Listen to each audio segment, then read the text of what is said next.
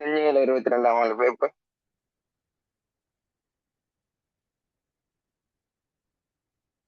Hello, வந்துட்டீங்களா? கேக்குதா பேசுறது? ஓகே. அப்ப 22 ஃபுல்லா பார்த்து முடிஞ்சாச்சு. 22 பேசுறது எதுவும் கேட்காட்டி சொல்லணும். பின்வரும் கூற்றுக்களுள் எது நிறுவனம் ஒன்றின் நிதி கணக்கீட்டின் பிரதான நோக்கத்தை மிகவும் சிறப்பாக விவரிக்கின்றது? உங்களுக்கு தெரியும் நிதி கணக்கீடு ரெண்டு வகைப்படும். நாங்க இதை டீப்பா பார்த்துட்டோம். எகைன் கழிச்சா வேலையிலேயே நம்ம பார்த்ததுக்கு வேற எதுலையும் அதை இன்வெஸ்ட் பண்ணலாம்னு அந்த டைம். ஸோ உங்களுக்கு தெரியும் கணக்கீடு நார்மலா சொல்றேன். கணக்கீடு ரெண்டு வகைப்படும்: நிதி கணக்கீடு, முகாமை கணக்கீடு. அதுல நிதி கணக்கீடுன்றது நிறுவனத்தை விட்டு வெளியே இருக்க பொதுமக்கள், முக்கியமாவே நிறுவனத்தை விட்டு வெளியே இருக்கிறவங்களுக்காக இருக்கிற பொது நோக்க நிதி கூற்றுகளா இருக்கிறது தான் நிதி கணக்கீடு நோக்கம். முக்கியமா நிதி அக்கறையிடும் தரப்பினர் இல்ல, வெளியக தரப்பினருக்காக மெனக்கெட்டு தயாரிக்கிறது தான் நிதி கணக்கீடு. உள்ளக தரப்பினருக்காக மட்டுமே ரெஸ்ட்ரிக்ட் பண்ணி தயாரிக்கிறது தான் முகாமை கணக்கீடு. அப்ப முகாமை கணக்கீடு வந்து வெளியக தரப்பினருக்கு வழங்கியது. ஆனா நிதி கணக்கீடு வெளியகத்தினருக்காகத்தான் தயாரிக்கிறோம், பட் உள்ளக தரப்பினரும் பயன்படுத்த முடியும். ஆனா முகாமை கணக்கீடு அப்படி இல்லை. உள்ளக தரப்பினருக்காக மட்டுமே தயாரிக்கப்படுவது, வெளியக தரப்பினருக்கு நாங்க வழங்க முடியாது. அப்ப நிதி கணக்கீடின் பிரதான நோக்கம் என்ன இருக்கணும்? வெளியக தரப்பினருக்கு நாங்க வழங்குறதா இருக்கணும். அப்ப முதலாவது, சட்ட தேவைகளை பூர்த்தி செய்வதற்கு நிதி கூற்றுகளை தயாரித்தல் இல்ல. கணக்கீடுன்றதே அக்கறை செலுத்தும் தரப்பினருக்கு, நம்மட நிறுவனத்தோட அக்கறை செலுத்தும் தரப்பினருக்கு சில தீர்மானங்கள் எடுக்கிறதுக்கு, எங்களுக்கு வளங்களை வழங்குறது தொடர்பான தீர்மானங்கள் எடுக்கிறதுக்கான கணக்கீடு தகவலை வழங்குறது தான் கணக்கீடு நோக்கமே. சரி, அப்ப அதனால இது வராது. ஒவ்வொரு காலப்பகுதிக்கும் உரிய கொடுக்கல் வாங்கலை கணக்கு புத்தகத்தில் பதிவு செய்தல். மூன்றாவது வராது. இரண்டாவது, கொடுக்கல் வாங்கலை மற்றும் நிகழ்வுகளை நிதி தகவலாக மாற்றுதல் வராது. திட்டமிடல் மற்றும் கட்டுப்பாட்டுக்காக முகாமையாளர்களுக்கு தகவல்களை வழங்குதல் வராது. தீர்மானம் எடுத்தலுக்காக அக்கறையுடைய வெளியே தரப்பினருக்கு தகவல்களை வழங்குதல். ஐந்தாவது விட, முதலாவதுக்கு 5வது விட. சரி, அப்ப சிலதுகளை நாங்க டீப்பா பார்க்க தேவையில்லை. சரி, நம்ம அழகா பார்த்தோம் தானே 21 பேப்பர்ல. அதனால பார்க்க தேவையில்ல. பார்க்க வேண்டியதுகளை அடுத்தது சிலதுகள் 2-3 தரம்னால ரிப்பீட் பண்ணணும்னு சிலதுகள் இருக்கு. ஒரு சில விஷயம் அந்த மாதிரி விஷயங்களும் நான் இருக்கும்போது சொல்லி இருந்தாலும் பிரச்சனை இல்லை, திருப்பி சொல்றேன். பட் இதுகள் போவோம். சரி, இரண்டாவதும் அதே போலதான் எண்ணக்கரு தொடர்பு உங்களுக்கு நான் எல்லாம் அழகா சொல்லி தந்தேன். ஸோ டீப்பா பார்க்க தேவையில்ல, விடைக்குரிய எண்ணக்கருவை மட்டும் பார்த்தா சரி. பின்வரும் கணக்கீட்டு எண்ணக்கருக்களுள் எது நிறுவனம் ஒன்றின் வணிக செயற்பாடுகளின் காரணமாக ஏற்படும் வழி மாசடைதலை நிதிக்கூற்றுக்களில் இணங்காமைக்கு இட்டு செல்கின்றது? அதாவது ஒரு வழி மாசடைதல் என்பது, ஒரு வழி மாசடைப்பது என்பது கணக்கீட்டு தகவல்ல தாக்கத்தை செலுத்தாதுன்னு இந்த எண்ணக்கரு சொல்லுது. பண அளவீட்டு எண்ணக்கரு. பண அளவீட்டு எண்ணக்கரு என்ன சொல்லுது? பணத்தினால் அளவிடக்கூடிய கொடுக்கல் வாங்கல் மட்டுமே நிதி கூற்றுக்கள்ல பதியணும். நீங்க பணத்தினால் பணத்தினால்னா பணத்தினால் அளவிடக்கூடிய மட்டுமே அளவிடணும். உதாரணத்துக்கு ஒரு மின்சார கட்டணத்தை செலுத்துறோம்னா இவ்வளவுன்னு செலுத்தி இருக்கும், அதை பணத்தால் அளவிட முடியும். எனக்கு நீங்க ஒரு ஃபீஸ் கட்டுறீங்கன்னா அதை பணத்தால் அளவிட முடியும். பட் உங்களுக்கு நான் படிப்பிக்கிற டீச்சிங் ஸ்கில், என்னோட நாலேஜ், என்னோட பிரசன்டேஷன் ஸ்கில், நான் உங்களுக்கு கதைக்கிற அந்த லாங்குவேஜ், எப்படி சொல்றது, நான் படிப்பிக்கிறவே, இதுக்கான வேல்யூவை அளவிட முடியுமா? இயலாது. ஒரு எம்ப்ளாயோட திறமை அளவிட முடியாது. நீங்க நான் உங்கள்கிட்ட வந்து வாங்குற ஃபீஸ் என்னோட இன்கமா நான் மெஷர் பண்ண முடியும். பட் உங்களுக்கு நான் தந்த நாலேஜ், உங்கள்கிட்ட எந்த அளவுக்கு நாலேஜ் இருக்கு, மமுத்து எவ்வளவு இருக்கு, கணிக்காட்டு எவ்வளவு இருக்கு, திருவிழிட்டு எவ்வளவு நாலேஜ் இருக்குன்னு அதை என்னால மெஷர் பண்ண முடியுமா? அதெல்லாம் பணத்தால் அளவிட முடியாது. அப்ப அந்த மாதிரி பணத்தால் அளவிட முடியாததை நான் பதிகிறது இல்லைன்னு சொல்றது பண அளவிட்டு எனக்கு வரும். அப்ப அந்த வகையில வழி மாசடைதலை வந்து கணக்கீட்டுல தாக்கம் செலுத்தாதுன்னு சொல்ல வர எனக்கு ஒரு பண அளவிட்டு எனக்கு அதுதான் சொல்லுது. பணத்தினால் அளவிடக்கூடிய தகவலை மட்டுமே நிதி கூற்றுக்கள்ல பயன்படுத்தணும். ஆகவே இரண்டாவது விட. மூன்றாவது, பின்வரும் கணக்கீட்டு எண்ணக்கருக்குள் எது நிறுவனம் ஒன்றின் வருட இறுதியில் ஐயக்கடன் ஒதுக்கீடு ஒன்றை மேற்கொள்வதற்கு அடிப்படையை வழங்குகின்றது? நான் உங்களுக்கு சொல்லியிருந்தேன், தனித்தனி எண்ணக்கருவை எல்லாம் 21 பேப்பர்ல நான் பார்த்து சொல்லி தந்துட்டேன். ஆகவே வேஸ்ட் ஆஃப் டைம் தானே. இதுக்குரிய எண்ணக்கருவை மட்டும் ரிமைண்ட் பண்ணி விடுறேன். அப்ப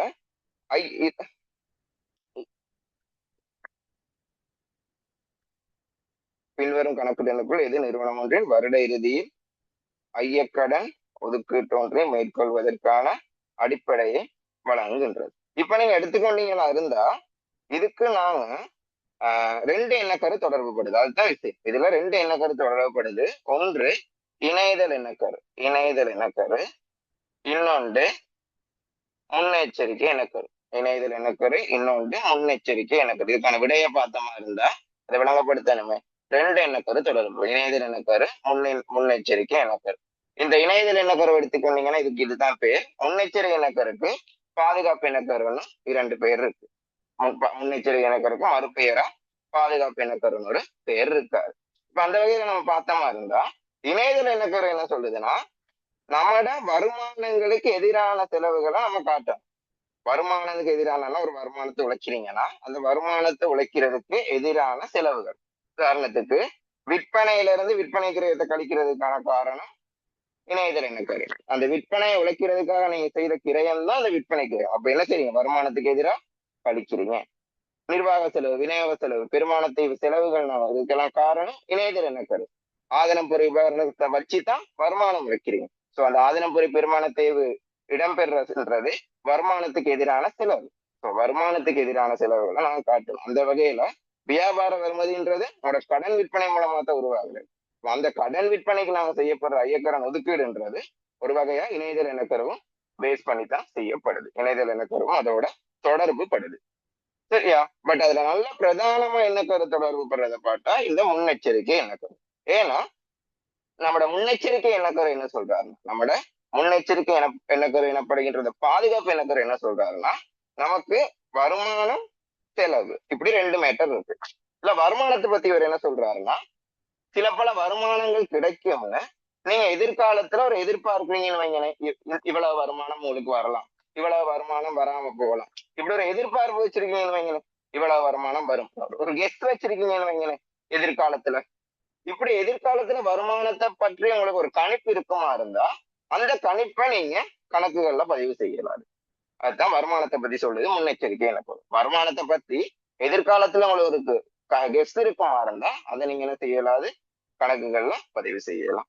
செலவு இந்த பக்கம் இருக்குன்னு சொன்னேன். ஆனா செலவை பத்தி என்ன சொல்றாங்கன்னா, எதிர்காலத்துல ஒரு செலவு, எதிர்காலத்துல ஒரு நட்டம் ஏற்படும் உங்களுக்கு ஒரு அச்சம் இருந்துச்சுன்னா அந்த நீங்க எதிர்பார்க்கிற நட்டத்தையும் அந்த எதிர்பார்க்கிற செலவையும் கணக்குகள்ல பதிவு செய்யணும்.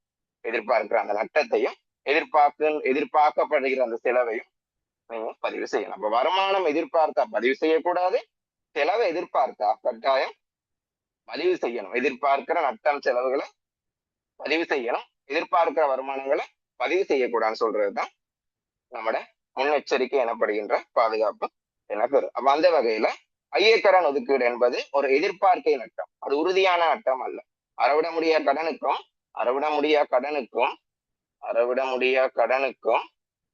ஐயக்கடனுக்கும் வித்தியாசத்தை விளங்கிக்கும். ஐயக்கடன் என்பது இப்பத்தைய யூஸ் பண்ற டேர்ம்ல வியாபார வருமதிகளின் எதிர்பார்க்கை நட்டம், அறவிட முடியா கடன்ன்றது வியாபார வருமதிகளின் மதிப்பு குறைப்பு நட்டம். அப்ப வியாபார வருமதிகளின் மதிப்பு குறைப்பு நட்டத்துக்கும் வியாபார வருமதிகளின் எதிர்பார்க்கை நட்டத்துக்கும் அறவிட முடியா கடனுக்கும் ஐயக்கடனுக்கும் வித்தியாசத்தை விளங்கிப்பாங்க. அறவிட முடியா கடன்ன்றது 100க்கு 100% உறுதியானது, சுவரா அவர் தரமாட்டான்றது உறுதியான. இதுல அதுவும் எதிர்பார்க்கப்படுற நட்டம்னு சொல்றதுக்கு ஒரு விஷயமும் இல்லை. 100% 100% முழுமையா சுவரானது. அவர் நட்டம் அடைஞ்சிட்டா நட்டம் தான். உடனே நம்மளை ஏமாத்திட்டாரு, காசு தர மாட்டேன்னு, இல்லாட்டி நான் கடன் கொடுத்தவர் இறந்து போயிட்டாரு, இப்படியா அவர் காசு தர போறது இல்லை. 100% அறவிட முடியும். ஆனா ஐயக்கடன்றது இந்த மாதிரி அறவிட முடியாத கடன்களை எதிர்கொள்வோம்ன்ற ஒரு அச்சத்துல இவ்வளவு நட்டம் வரலான்னு எங்கட மொத்த கடன் பெற்றவர்கள் இப்ப ABCDEFன்னு ஒரு கடன் பெற்றவர் இப்படி காணப்படுதுன்னா இதுல எவராவது ஒரு கடன் பெற்றவர் செத்து போறனாலயோ இல்லாட்டி நம்மளை ஏமாத்தி காசு தராம போறதுனாலயோ எங்களுக்கு அவர்கிட்ட இருந்து கடனை வசூலிக்க முடியாம சுவரா கடன் கிடைக்காது, காசு கிடைக்காதுன்னு இல்லாம போறதுதான் அறவிட முடியாது கடன். இப்ப ABCD கடன் பெற்றோர் காணப்படுற தருணத்துல இவ்வாறு அறவிட முடியாத கடன்களை எதிர்நோக்க நேரிடும், இப்படி ஒரு நட்டத்தை நாங்க எதிர்நோக்க நேரிடும்னு அச்சத்துல அவ்வளவு ABCDE அவ்வளவு கடன் பட்டவர்களை மொத்த கடன் பட்டவர்ல ஓரளவு பெர்சன்டேஜ் நிறுவனத்துக்கு நாங்க ஓரளவு பெர்சன்டேஜ் அச்சத்தோட நாங்க செஞ்சு வைக்கிறது தான் ஐயக்கடன் ஒதுக்கீடு. அப்ப அறவிட முடியாத கடனுக்கும் ஐயக்கடன் ஒதுக்கீடுக்கும் அதுதான் வித்தியாசம். அப்ப நாங்க இதை என்ன செய்யறோம், எதிர்காலத்துல நட்டம் வரும்னு ஒரு அச்சத்தோட தான் இதை செஞ்சு வைக்கிறோம். ஒரு எதிர்காலத்துல வரும்ன்ற ஒரு கேஸ்ல. சோ அந்த வகையில அப்ப என்னத்துக்கு இதுதான் ஐயக்கடன், இப்படிதான் ஐயக்கடன் ஒதுக்கீடு செய்யணும். அப்ப எதிர்காலத்துல செலவு வந்தா இப்படி எதிர்காலத்துல நட்டம் ஒன்று எதிர்பார்க்கப்பட்டு நாங்க செய்யறது என்னத்துக்கு? முன்னெச்சரிக்கை இனக்கருக்கு இணங்க. சரி, ஓகே. அப்ப முன்னெச்சரிக்கை இனக்கரு வந்ததுக்கு தான் ரீசன். அப்ப மூன்றாவதுல ஐயக்கடன் ஒதுக்கீடு செய்யறதுக்கான காரணம் இணையதள இனக்கருவும் முன்னெச்சரிக்கை இனக்கருவும். சரியா? ஓகே. அட்டுரை இனக்கரு உங்களுக்கு தெரியும், எல்லாம் பொருண்மை இனக்கரு தெரியும். அட்டுரை இனக்கருன்றது வேணாம் உங்களுக்கு நான் சொல்ல போனேன்னா லேட் ஆகும். நாங்க போன பேப்பர்ல தானே பார்த்தோம். வேணா 2023 பேப்பர்ல சொல்றது வேற விஷயம். 21 இப்பதானே பார்த்துட்டு வந்தோம். திருப்பி திருப்பி வேணாம், வேணும் அடுத்த பேப்பர்ல வேணா திருப்பி சொல்றேன். மற்றபடி விடையை மட்டும் பார்த்துக்கலாம். அடுத்தது பெரிய பந்தி ஒன்று தந்திருக்காங்க, உங்களுக்கு தெரியும், நான் சொல்லியிருக்கேன். எப்பயுமே கேள்வியை வாசிக்கணும், கேள்வியை வாசிச்சுட்டு அப்புறம் தான் திருப்பி பந்திக்கு வரும், இல்லாட்டி waste of the time.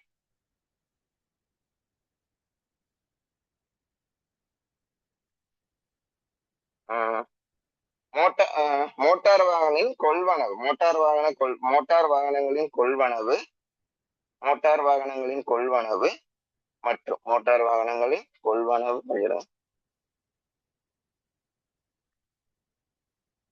Motor வாகனங்களின் கொள்வனவு மற்றும் மோட்டார் வாகனங்களின் விற்பனையை பதிவு செய்வதற்கான மூல பதிவேடுகளை கேட்டிருக்காங்க. ஓகே, மூல பதிவேடுகளும் சரி. ஓகே, கொள்வனவையும் விற்பனையும் பதிவு. அங்கால பின்வரும் சமன்பாட்டில் அனைத்து கொடுக்கல் வாங்கலையும் பதிவு செய்யும். இவர் தான் நமக்கு பின்வரும் கணக்கீடு சமன்பாட்டில் அனைத்து கொடுக்கல் வாங்கல் அழகா போட்டுக் கொள்ளுவோம். நடைமுறை அல்லா சொத்து கேட்டிருக்காங்க, பிளஸ் நடைமுறை சொத்து. நாங்க பொறுப்பு உரிமை மாறி இருக்கிறது நமக்கு தேவையில்லையே, நம்ம உரிமை பிளஸ் பொறுப்புனே போடுவோம். நமக்கு அது கம்ஃபர்டபுளா இருக்கும் தானே, உரிமை பிளஸ் பொறுப்புனை போடுவோம். அதுக்கப்புறம் நாங்க இது பண்ணிக்கொள்வோம். முதலாவது இப்ப செஞ்சு தேறிய விளைவை எடுப்போம். கடைசியா 4வது கேள்வி செய்வோம். முதலாவது மோட்டார் வாகன வியாபார கம்பெனி, அழகா விளங்கிக்கோங்க. நோட் த பாயிண்ட், இதுதான் நோட். மைதுலா பிஎல்சியின் ஒரு மோட்டார் வாகன வியாபார கம்பெனி ஆகும். அப்ப கவனமா இருக்கணும். நடைமுறை அல்லா சொத்துன்றத பெர்டிகுலரா கேட்டிருக்கனால மோட்டார் வாகனம் இவங்க கொள்வனவு செய்யறாங்களா இருந்தா அவங்க பெர்டிகுலரா மென்ஷன் பண்ணாலே தவிர்த்து, அவங்க அதான் வணிக தேவைக்காக வாங்கியிருக்காங்கன்னு பண்ணாலே தவிர்த்து அவங்க ஒரு மோட்டார் வாகனத்தை கொள்வனவு செஞ்சாங்களா இருந்தா அது எங்க வரணும்?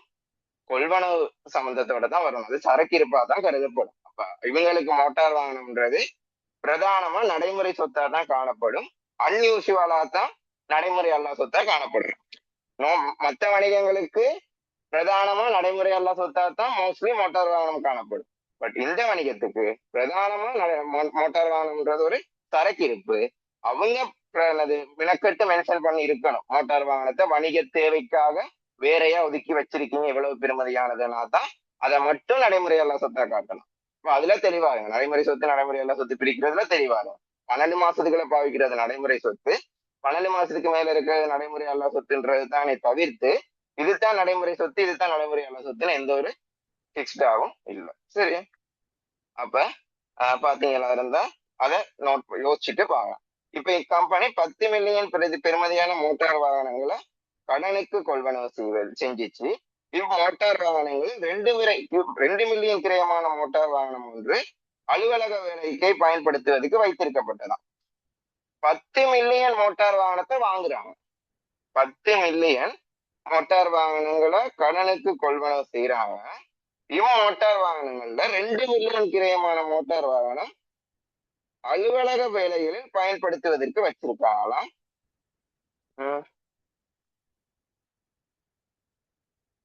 ஓகே, மோட்டார் வாகனம் 2 மில்லியன் கிலோமீட்டர் அலுவலக பயன்படுத்தப்பட்டவை 31/3/2022 இவ்வாறு பெருமானத்தை 1 லட்சமாக எஞ்சி இருக்குமான 8 மில்லியன்.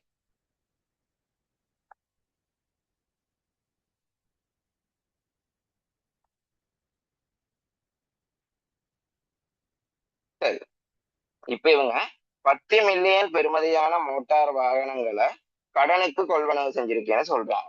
இப்ப அந்த 10 மில்லியன் பெருமதியான மோட்டார் வாகனத்துல 10 மில்லியன் பெருமதியான மோட்டார் வாகனத்துல 2 பில்லியன் மோட்டார் வாகனம் தான் என்னது நடைமுறை அல்லா சொத்தா கருத்துப்படி அது பெர்டிகுலரா குறிப்பிட்டிருக்கு. அலுவலக தேவைக்காக நீங்க அதை பயன்படுத்துறீங்களா பார்த்தா நான் ஆரம்பத்திலேயே சொன்னேன். வணிக தேவைக்கு எதுவும் மென்ஷன் பண்ணியிருந்தா நடைமுறையால சுத்தலாம், சொத்தா கருதலாம். அதர்வைஸ் மோட்டார் வாகனம் விற்கிற நிறுவனத்துக்கு மோட்டார் வாகனம் என்ன, சரக்கு இருப்பு. அப்ப 10 மில்லியன்ல 8 மில்லியன் மோட்டார் வாகனம் சரக்கு இருப்பு. அப்ப கடனை கொள்வனவு செய்றீங்க, 8 மில்லியன், அப்ப சாரி 2 மில்லியன் உங்களுக்கு நடைமுறை எல்லா சொத்துல கூடும், நடைமுறை சொத்துல 8 மில்லியன் கூடும். இந்த இடத்துல உங்களுக்கு தெளிவா மென்ஷன் பண்ணி இல்ல, என்ன சொல்றது, கடன் என்ன மாறின்றத. பட் உங்களுக்கு கடனுக்கு கொள்வனவு செய்யப்பட்டதுன்னு சொல்லியிருக்காங்க. நீங்க 10 மில்லியன் மோட்டார் வாகனத்துல சரி, இது நடைமுறை பொறுப்பு நடைமுறை எல்லா பொறுப்புன்னு பிரிக்க சொல்லாதனால தப்பிச்சீங்க. ஓகே, 10 மில்லியனும் கடன் தானே, அதனால அது பொறுப்புல கூடும். 10 மில்லியனும் கடன் தானே, அதனால அதுல பொறுப்புல கூடும். பட் அதுல தெளிவா நீங்க விளங்கிக் கொள்ள வேண்டியது என்னன்னா, அதுல 8 மில்லியன் கடன்ன்றது கடன் கொடுத்தோம். இவர் அது உங்களுக்கு அவங்க பிரிச்சு சொல்லணும். 8 மில்லியன்ற கடனை நாங்க கடன் கொடுத்தவருக்குள்ள போடுவோம், 2 மில்லியன் கடனை நாங்க வேறொரு கணக்கா தான் மெயின்டைன் பண்ணுவோம். சரி, பட் அத அவங்க தெளிவா என்ன மாதிரின்னு சொல்லாதனால நீங்க அதை குழப்பிக் கொள்ளாதீங்க. சரி, அப்ப முழுமையா 10 மில்லியனும் கடன் பொறுப்புல கூடும். அதுல 2 மில்லியன் வணிக தேவைக்கு யூஸ் பண்றதுனால அவர் மட்டும் நடைமுறை எல்லா சொத்துக்கு போவார், மீதி நடைமுறை சொத்துக்கு தான் வருவார். 31/3/2022 முடிவடையும் வருடத்திற்கான இவ்வாகனத்தின் பெருமான தேவு 1,00,000. முடிவடையும் வருடத்துக்கான இவ்வாகனத்தின் பெருமான தேவு 1,00,000. சரி, 1,00,000னா உங்களுக்கு தெரியும், 100 உங்களுக்கு இதை நீங்க இப்படி பதிகிறது சரி. 2,000, இது 8 மில்லியன் சொன்ன 8,000, இது 1000, 10,000. சரி, 2,000, 8,000, 10,000 3 செயல் போட்டு பதிங்க. இப்படித்தான் பதியணும். இதுதான் 3 செயல் வெட்டின தொகை. நம்ம இப்படி தந்திருக்க கூட ஒன்னும் செய்ய வழியில பழகிக்கோங்க. 1 மில்லியன் சொல்றது 10 லட்சம், அப்படின்னா 10 மில்லியன்றது 1 கோடி. அப்ப நம்ம 3 செயல் வெட்டினோம்னா 10,000 வரும். 2 மில்லியன்றது 20 லட்சம் தானே, அப்ப 3 செயல் வெட்டினோம்னா 2,000 வரும். அப்பதான் நமக்கு அடுத்ததை பதியக்கூடியதா இருக்கும். மில்லியன் தந்ததை யோசிச்சு இது அப்செட் ஆகிறாரு. அப்ப இது 1,00,000 தானே இப்ப பெருமான தேவை, 3 செயல் வெட்டி போட்டா 100. அப்ப பெருமான தேவை என்ன செய்யும், நடைமுறை எல்லா சொத்தை குறைக்கும். அதே மாதிரி அது ஒரு செலவு தானே, அப்ப உரிமையை குறைக்கும். அடுத்தது, இவற்றுள் 3 மில்லியன் கிரயமுள்ள மோட்டார் வாகனம் ஒன்று 4 மில்லியன் காசுக்கு விற்கப்பட்டதுன்னு சொல்லியிருக்காங்க. இவற்றுள் 3 மில்லியன் சரின்னா உங்களுக்கு தெளிவா அதுல பெருமான தேவு அதுகள் தந்து இருக்கணும். பட் உங்களுக்கு அதை பத்தி பெருசாக்கான கருத்தில் கொண்டு இல்லாதனால நீங்க அதை பத்தி யோசிக்காம 3 மில்லியன் நடைமுறை அல்ல சொத்து போகுதுன்னு எடுங்க. அதை 4 மில்லியன் காசுக்கு விற்கிறீங்கன்னா 4 மில்லியன் காசு வருதுன்னு எடுங்க. அதாவது 3,000 நடைமுறை, 3 மில்லியன் கிரயம் உள்ள மோட்டார் வாகனம் 3 மில்லியன் நடைமுறை எல்லா சொத்து போகுதுன்னு எடுங்க. அதே மாதிரி 4 மில்லியன் நடைமுறை சொத்து காசு வருதுன்னு எடுங்க. 3 மில்லியன் நடைமுறை எல்லா சொத்து மோட்டார் வாகனம் போகுது, 4,000 காசு வருது. இது மூலமா கிடைச்ச லாபம் உரிமையில 1000 கூடும். இது மூலமா கிடைச்ச லாபம் உரிமையில 1000 கூடும். உண்மையா லாபம் பார்க்கணும்னா நாங்க என்ன செய்யணும், கொண்டு செல் பெறுமதி தெரியணும். பட் இந்த இடத்துல அதை பத்தி கருத்தில் கொள்ளாதனால நாங்க இது ஒன்றும் செய்யலாது, வேற வழி இல்லை. ஸோ 2,000 மைனஸ் 100, 2,000 மைனஸ் 100 மைனஸ் 3,000, 1,100 மைனஸ்ல, இங்க 12,000 பிளஸ்ல, இங்க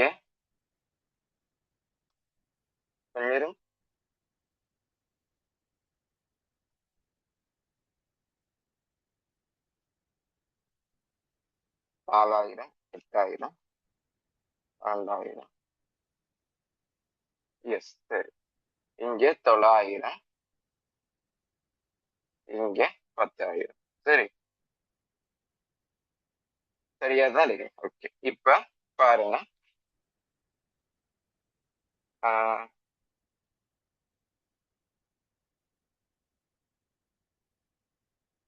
அஞ்சாவது உங்களுக்கு கொஞ்சம் கிளிக் பண்ணுவோம். 2,100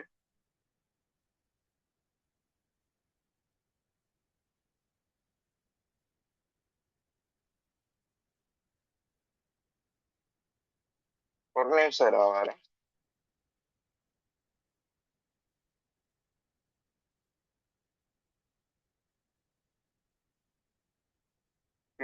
மட்டும் இது அனைத்து கொடுக்கல் வாங்கல் 31 உள்ளவாறான தேறிய விளைவை தருகன்னு தானே கேட்டிருக்கான். சாரி சாரி சாரி, நான் ஒரு விஷயத்த மறந்து போட்டுட்டேன். Very sorry very sorry. உங்களுக்கு நான் சொல்லிட்டு உங்களுக்கு நான் மறந்து போட்டுட்டேன். Very sorry. என்னடா அப்பயே நான் நினைச்சேன் தேறிய விளைவுன்னு கேட்டனால யோசிக்கலாம். Very sorry. உண்மையா சாரி. இது என்னது நடைமுறை சொத்துன்னு தானே நானே சொல்லிட்டு இருந்தேன் உங்களுக்கு. நடைமுறை சொத்து. அப்ப இது சரக்கிருப்புகளை விற்பனை செஞ்சிருக்காங்க. அப்ப நடைமுறை சொத்துல 3000 குறையும். நான் நடைமுறை எல்லா சொத்துல டக்குனு இது பண்ணிட்டேன். 3000 குறையும். சரியா? அதே இதுல 4000 காசு வரும். இது மூலமா கிடைக்கப்பட்ட லாபம் உரிமையாண்மையை கூட்டும். இது மூலமா கிடைக்கப்பட்ட லாபம் உரிமையாண்மையை கூட்டும். அப்ப நடைமுறை சொத்து 1900. உங்களோட இது 9 நடைமுறை அல்ல சொத்து 1900. நடைமுறை சொத்து 8000. 1000. 9000. இங்க 900. இங்க 10,000. சரி, ஓகே. அப்ப பாருங்க, 1900, 9000, 900 உரிமையாண்மையில பொறுப்புல 10,000 வர்றது இரண்டாவது கொடுக்கல் வாங்க.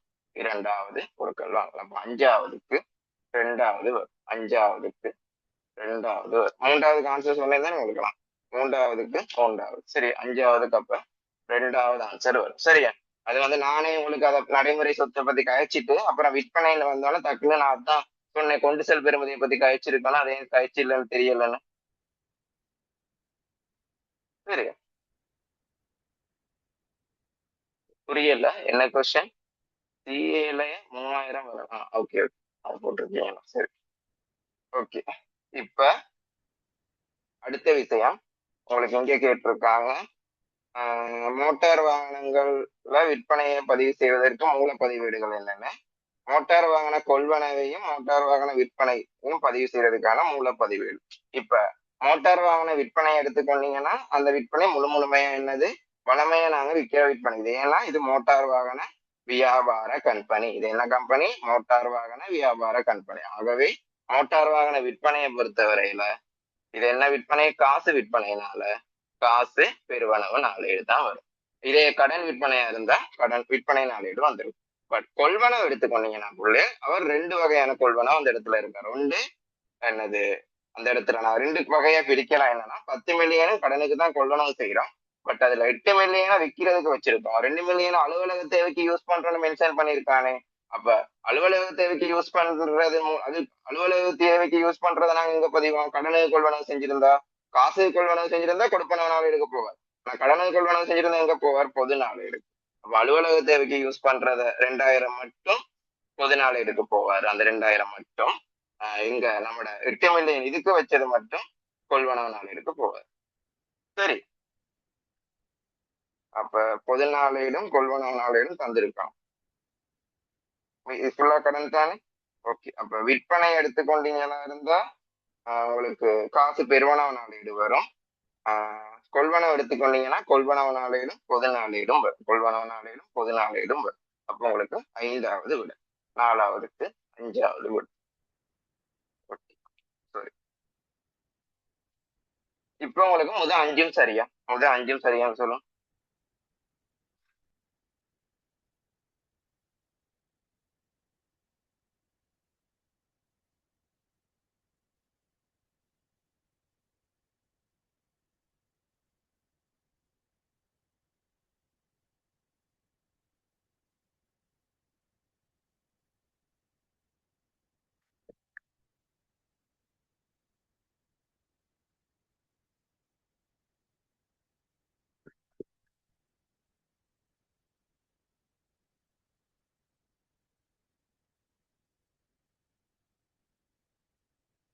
ஓகே, மத்தாக்கள் எல்லாரும்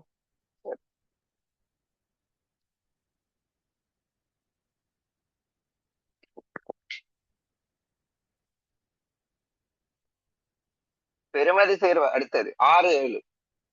6வது கேள்வியும் 7வது கேள்வி.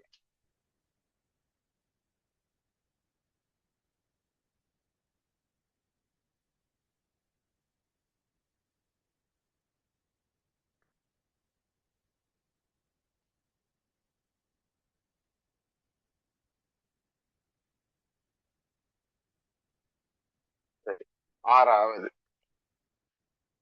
முதல்ல என்ன செய்வோம், 6 தகவலுக்கும் ஒன்றை பந்தி தந்திருக்கான். நான் சொல்லியிருக்கேன் முதல்ல கேள்வியை வச்சு ஒரு ஐடியா எடுப்போம். மேலே குறிப்பிட்ட எல்லா கொடுக்கல் வாங்கலையும் அவை ஏற்பட்ட ஒழுங்கு வரிசை அடிப்படையில் அமல் டிடியின் புத்தகத்தில் பதிவதற்கு பயன்படுத்தப்படும் மூலாவணங்கள். அமல் டிடியில பாயிண்ட் ஆஃப் வியூல பார்க்கணுமா. அடுத்தது 15/3 அமல் டிடி புத்தகங்கள்ல பதிவு செய்யறதுக்கான இரட்டை பதிவு கேட்டிருக்காங்க. முதலாவது 6வது கேள்விக்கு லேசா நாங்க விட எழுப்போமே, முதல்ல அந்த வேலையை பார்ப்போமே. இப்ப பெறுமதி சேர் வரிக்காக பதிவு செய்யப்பட்ட கம்பெனியான அமல் டிடி ஆனது, அழகா விளங்கிக்குவாங்க, சொல்லியிருக்காங்க என்னது, பெறுமதி சேர் வரிக்காக பதிவு செய்யப்பட்ட கம்பெனியானது 15/3/2022 சுனில் ட்ரேடர்ஸுக்கு கடனுக்கு 6,72,000 பொருட்களை விற்பனை செய்தது. அப்ப முதலாவது கொடுக்கல் வாங்கல். இப்ப அமல் ட்ரேடர்ஸ் பாயிண்ட் ஆஃப் வியூல பார்க்கணும்.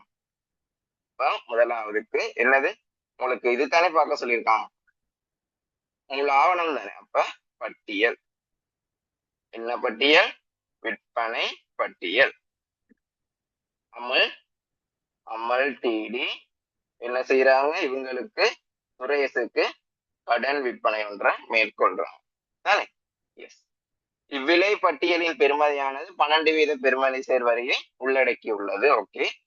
குறைபாடுகள் காரணமாக 84,000 பட்டியல் பெறுமதியான பொருட்கள் சுரேஷ் ட்ரேடர் திருப்பி அனுப்பியது. சுரேஷ் ட்ரேடர்ஸ் எங்களோட அமல் ட்ரேடர்ஸுக்கு திருப்பி ரிட்டர்ன் அனுப்புறாங்க சில குறைபாடு. அமல் ட்ரேடர்ஸ் பாயிண்ட் ஆஃப் வியூல இது என்னது, உட்திரும்பல். சுரேஷ் ட்ரேடர்ஸ்ல இருந்து வருது, அது உட்திரும்பல். அப்ப அது என்னது, உட்திரும்பலுக்கு உட்திரும்பல் நாளேடு. இப்ப செலவு தான். இங்க வாங்க, எல்லாருக்கும் சில ஒரு டிப் ஒண்ணு. உட்திரும்பல் நாளேடு வெளித்திரும்பல் நாளேடு 2 இருக்குதானே. இப்ப உங்களுக்கு உட்திரும்பல் நாளேடுக்கு வரவுத்தாளா இல்லாட்டி வெளித்திரும்பல் நாளேடுக்கு வரவுத்தாளா இல்லாட்டி செலவுத்தாளான்னு ஒரு சின்ன கன்ஃபியூஷன் இருக்கும். இந்த உட்திரும்பல் நாளேடு வெளித்திரும்பல் நாளேடு எடுத்துக்கொண்ட நீங்க என்ன செய்யுங்கன்னா, வெளித்திரும்பல் நாளேடுல இந்த வானா இருக்குத்தானே, வானா இருக்கிறத ஞாபகத்தை வச்சுக்கொண்டு வெளித்திரும்பல் நாளுக்கு வரவுத்தாள் வரும் அப்படின்னு ஞாபகம் வச்சுக்கோங்க. வெளித்திரும்பல் நாளேடுல வானா இருக்கு, ஸோ அதுக்கு வரவுத்தாள் வரும்னு ஞாபகம் வச்சுக்கோங்க. அப்ப மத்த உட்திரும்பல் நாளேடு எப்படி என்னவா இருக்கும், செலவுத்தாளா தானே இருக்கு. சரியா, அந்த மாதிரி ஞாபகம் வச்சுக்கோங்க. ஓகே, திருப்பி அனுப்பியது. ஓகே. அடுத்தது, சுனில் ட்ரேடர்ஸ் அமலுக்குரிய முழு தொகையையும் தீர்ப்பதற்கு காசோலை வழங்கியது. சுனில் ட்ரேடர்ஸ் அமலுக்கு முழு தொகையும் கொடுக்க காசு கொடுத்துட்டான். அப்ப சுனில் ட்ரேடர்ஸ் அமல் டிடிக்கு கடனை தீர்க்கிறது காசு கொடுக்குதுன்னா, அமல் டிடியை பொறுத்தவரையில் அது என்னது, கடன் பட்டவரிடம் பெற்ற காசு கொடுக்குது. அப்ப அது அமல் டிடியோட பாயிண்ட் ஆஃப் வியூல பெற்ற காசு. அப்ப காசு காசு பெறுவன நாளேடு, மூல எழுதலையே காசு பெறுவன நாளேடு. சோ பற்றுச்சீட்டு இல்லை. இப்ப முதலாவதுக்கு விற்பனை பட்டியல், 2வதுக்கு செலவு தரம், 3வதுக்கு பற்றுச்சீட்டு இல்லை. பாருங்க, முதலாவது விற்பனை பட்டியல் தேவையில்ல, பட்டியல் தந்திருக்காங்க, செலவு தான் பற்றுச்சீட்டு. அப்ப எங்களுக்கு 6வதுக்கு 2வது விட. சரி, விற்பனை பட்டியல் செலவு தான் பற்றுச்சீட்டு, விற்பனை பட்டியல் செலவு தான் பற்றுச்சீட்டு. ஓகே.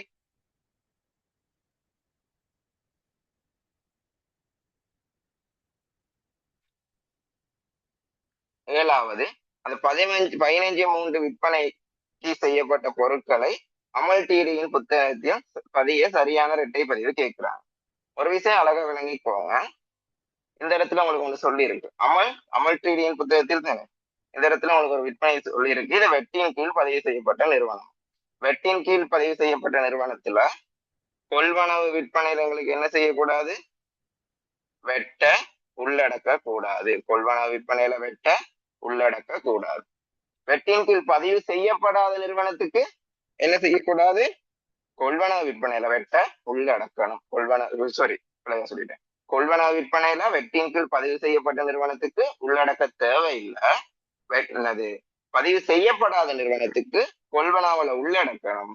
அடுத்தது, பதிவு செய்யப்படாத நிறுவனத்துக்கு விற்பனையில வெட்டுன்னு ஒரு கான்செப்டே வராது.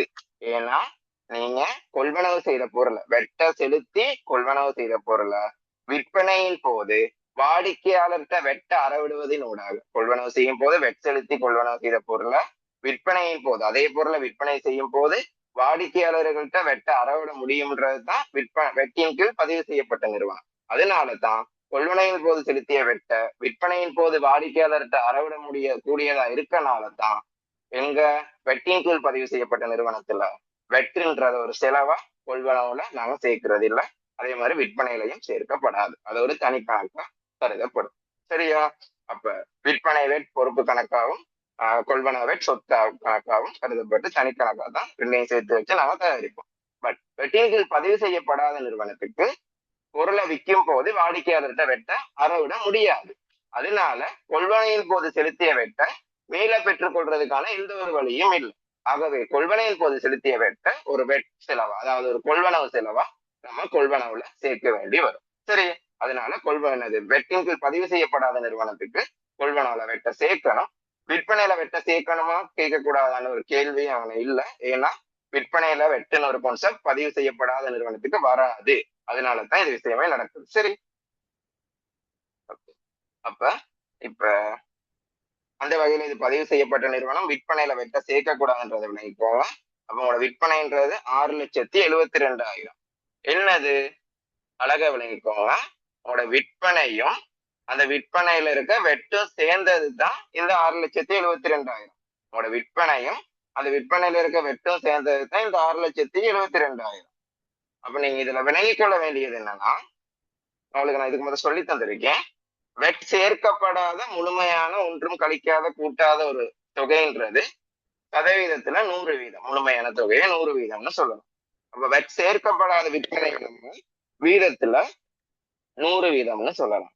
இப்ப அதுல 12% வெட்ட சேர்த்திருக்கோம்னா வெட் சேர்க்கப்பட்ட விற்பனைய 112% வீதத்துல சொல்லலாம். அப்ப அந்த வகையில 6,72,000 வெட் சேர்க்கப்பட்டதுனால அதை நாங்க 112% சொல்லலாம். அப்ப 6,72,000 112 பிரிச்சு 100 பிரிச்சீங்களா இருந்தா பெருக்குனீங்களா இருந்தா அவளுக்கு வெட் சேர்க்கப்படாத விற்பனை எவ்வளவுன்னு வரும்.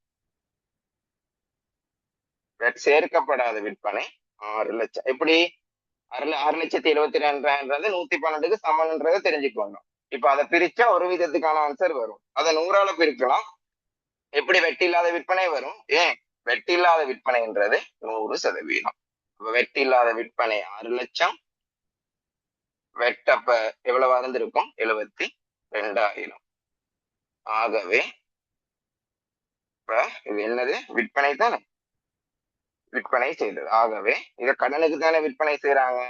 கடன் பட்டோர் எப்படியுமே வெட்டோட சேர்த்த காசை தான் தரணும். இப்ப கடன் பட்டோர் கட்டுப்பாட்டு கணக்கு வரவு, கடன் பட்டோர் கட்டுப்பாட்டு கணக்கு வரவு 6,72,000. ஏன்னா அவ்வளவுத்தையும் அவர் எனக்கு தரணும். வெட்டோட சேர்த்த காசை தான் தரணும். அப்ப அவரின் கடனின் அளவு வெட்டோட சேர்த்த தொகை.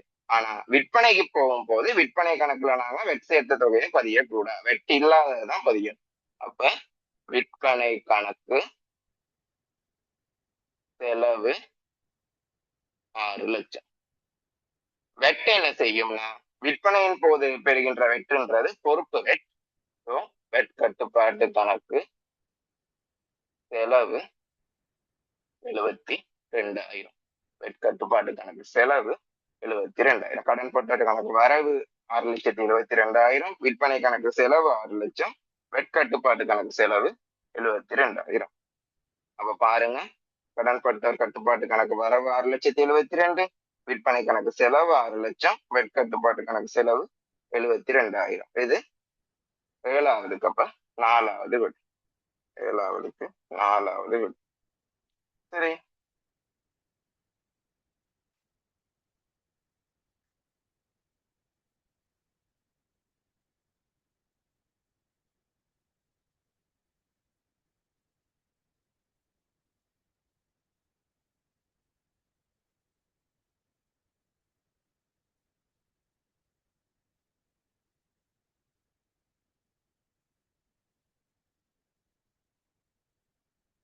சரி.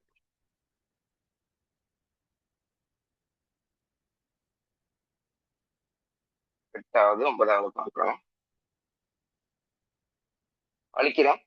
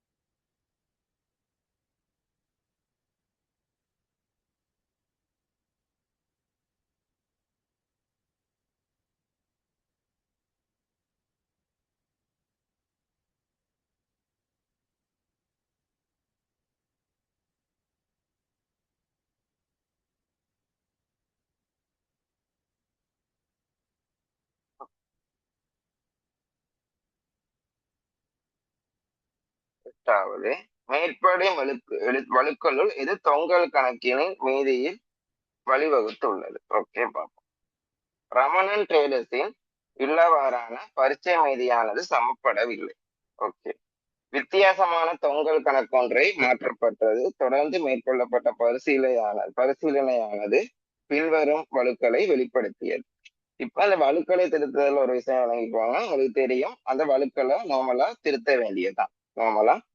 வேண்டியதுதான். அதுல என்ன விஷயம்னா, உங்களுக்கு ஒரு வலு திருத்துது. இப்ப நீங்க ஒரு வலுவை திருத்துறீங்கன்னா, இப்ப உதாரணத்துக்கு ஒரு மின்சாரம் 10,000 அட்டுருவா உள்ளது பதியப்படலைங்க. மின்சாரம் 10,000 அட்டுருவா உள்ளது பதியப்படலைன்னா இதுல 2 பதிவு இருக்கு.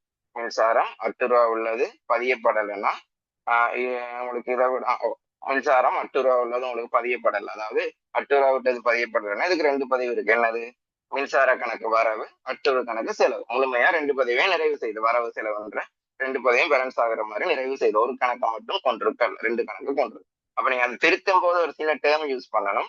சொத்து பொறுப்பை அதே மாதிரி நீங்க எழுதலாம்.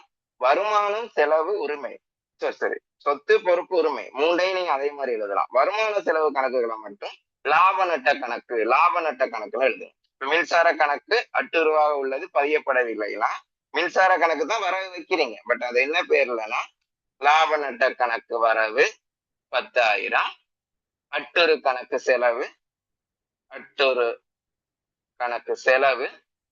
10,000 அந்த மாதிரி. சரியா விளங்குதா? இப்படி ஒரு பதிவு வரும்போது, உதாரணத்துக்கு நான் சொல்றேன், இதை பத்தி ரொம்ப விளங்க டீப்பா நம்ம போகலாது. இப்படி பதிவு வரும்போது நீங்க அப்படித்தான் பதியணும். சரியா? இப்ப இதே வருமானம் செலவா இருந்த லாப நட்ட கணக்குல யூஸ் பண்ணலாம். சொத்து பொறுப்பு உரிமை இந்த 3க்கும் அதே கணக்கை யூஸ் பண்ணீங்கன்னா சரி, பேரை யூஸ் பண்ணீங்கன்னா சரி. ஓகேயா? இப்போ இதுல எப்படி தொங்கல் கணக்கு உருவாகும்னா நான் அந்த கணக்கினோடாகவே அதை விளங்கப்படுத்துறேன். இலகுவா இருக்கு எனக்கு.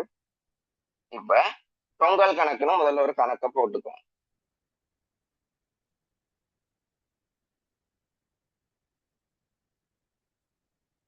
இப்ப மின்சார செலவுகள் பார்ப்போம். முதலாவது வலுவ இதுல உங்களுக்கு கேட்டிருக்காங்க.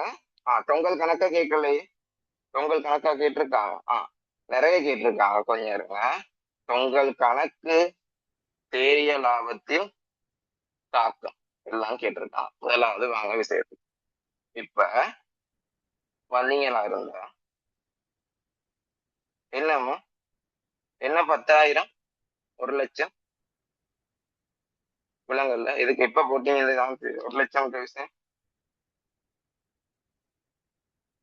என்ன தம்பி? 1,00,000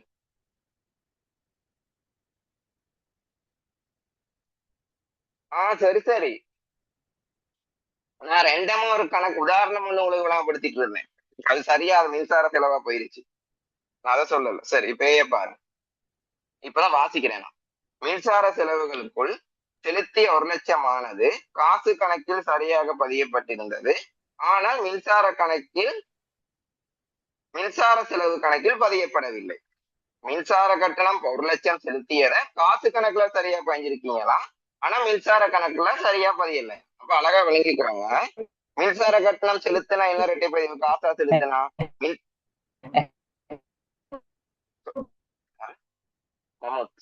சொல்லுங்க. அன்மியூட் பண்ணாதீங்க, கிளாஸ் டிஸ்டர்ப் ஆகும். நானும் மியூட் பண்ண மறந்துட்டேன்.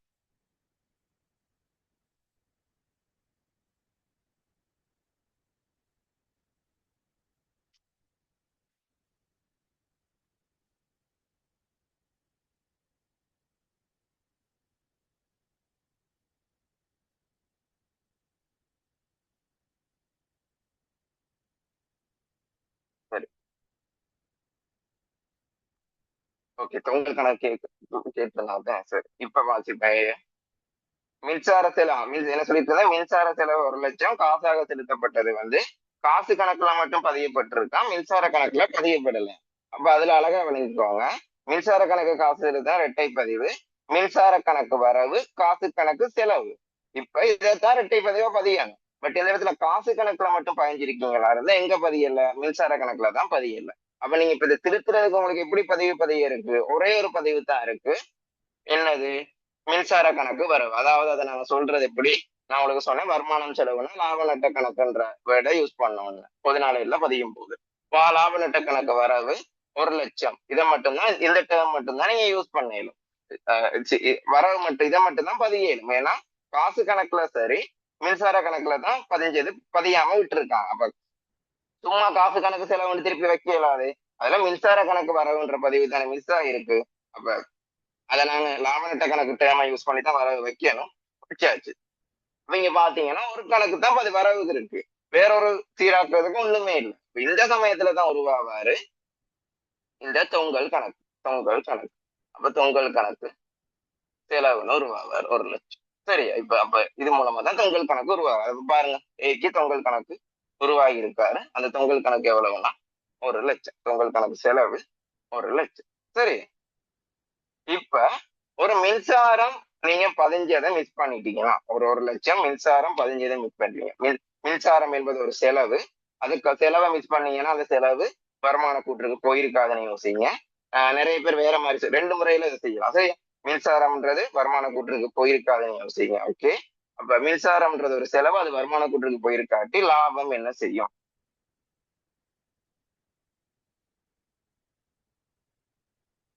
எட்டதான் தம்பி பத்தி கழிச்சிட்டு இருக்கேன். எட்டதான் கழிச்சிட்டு இருக்கேன், பாருங்க நீங்க. எட்டதான் கழிச்சிட்டு இருக்கேன். சரியா? அப்ப ஒரு மின்சாரம்னு ஒரு செலவு இருக்குது. அந்த செலவை வருமான கூற்றுக்கு போடாம விட்டீங்கன்னா இருந்தா உங்களோட லாபம் என்ன செய்யும் சொல்லுவோம்? ஒரு செலவை போடாம விட்டா உங்களோட லாபம் என்ன செய்யும்? ஒரு செலவை நம்ம குறைச்சிட்டு எங்களுக்கு ஒண்ணும் தேவையில்லை. எங்களுக்கு ஒரு செலவு குறைஞ்சா என்னோட லாபம் என்ன செய்யும்? எங்களுக்கு செலவு குறைஞ்சா லாபம் என்ன செய்யும்?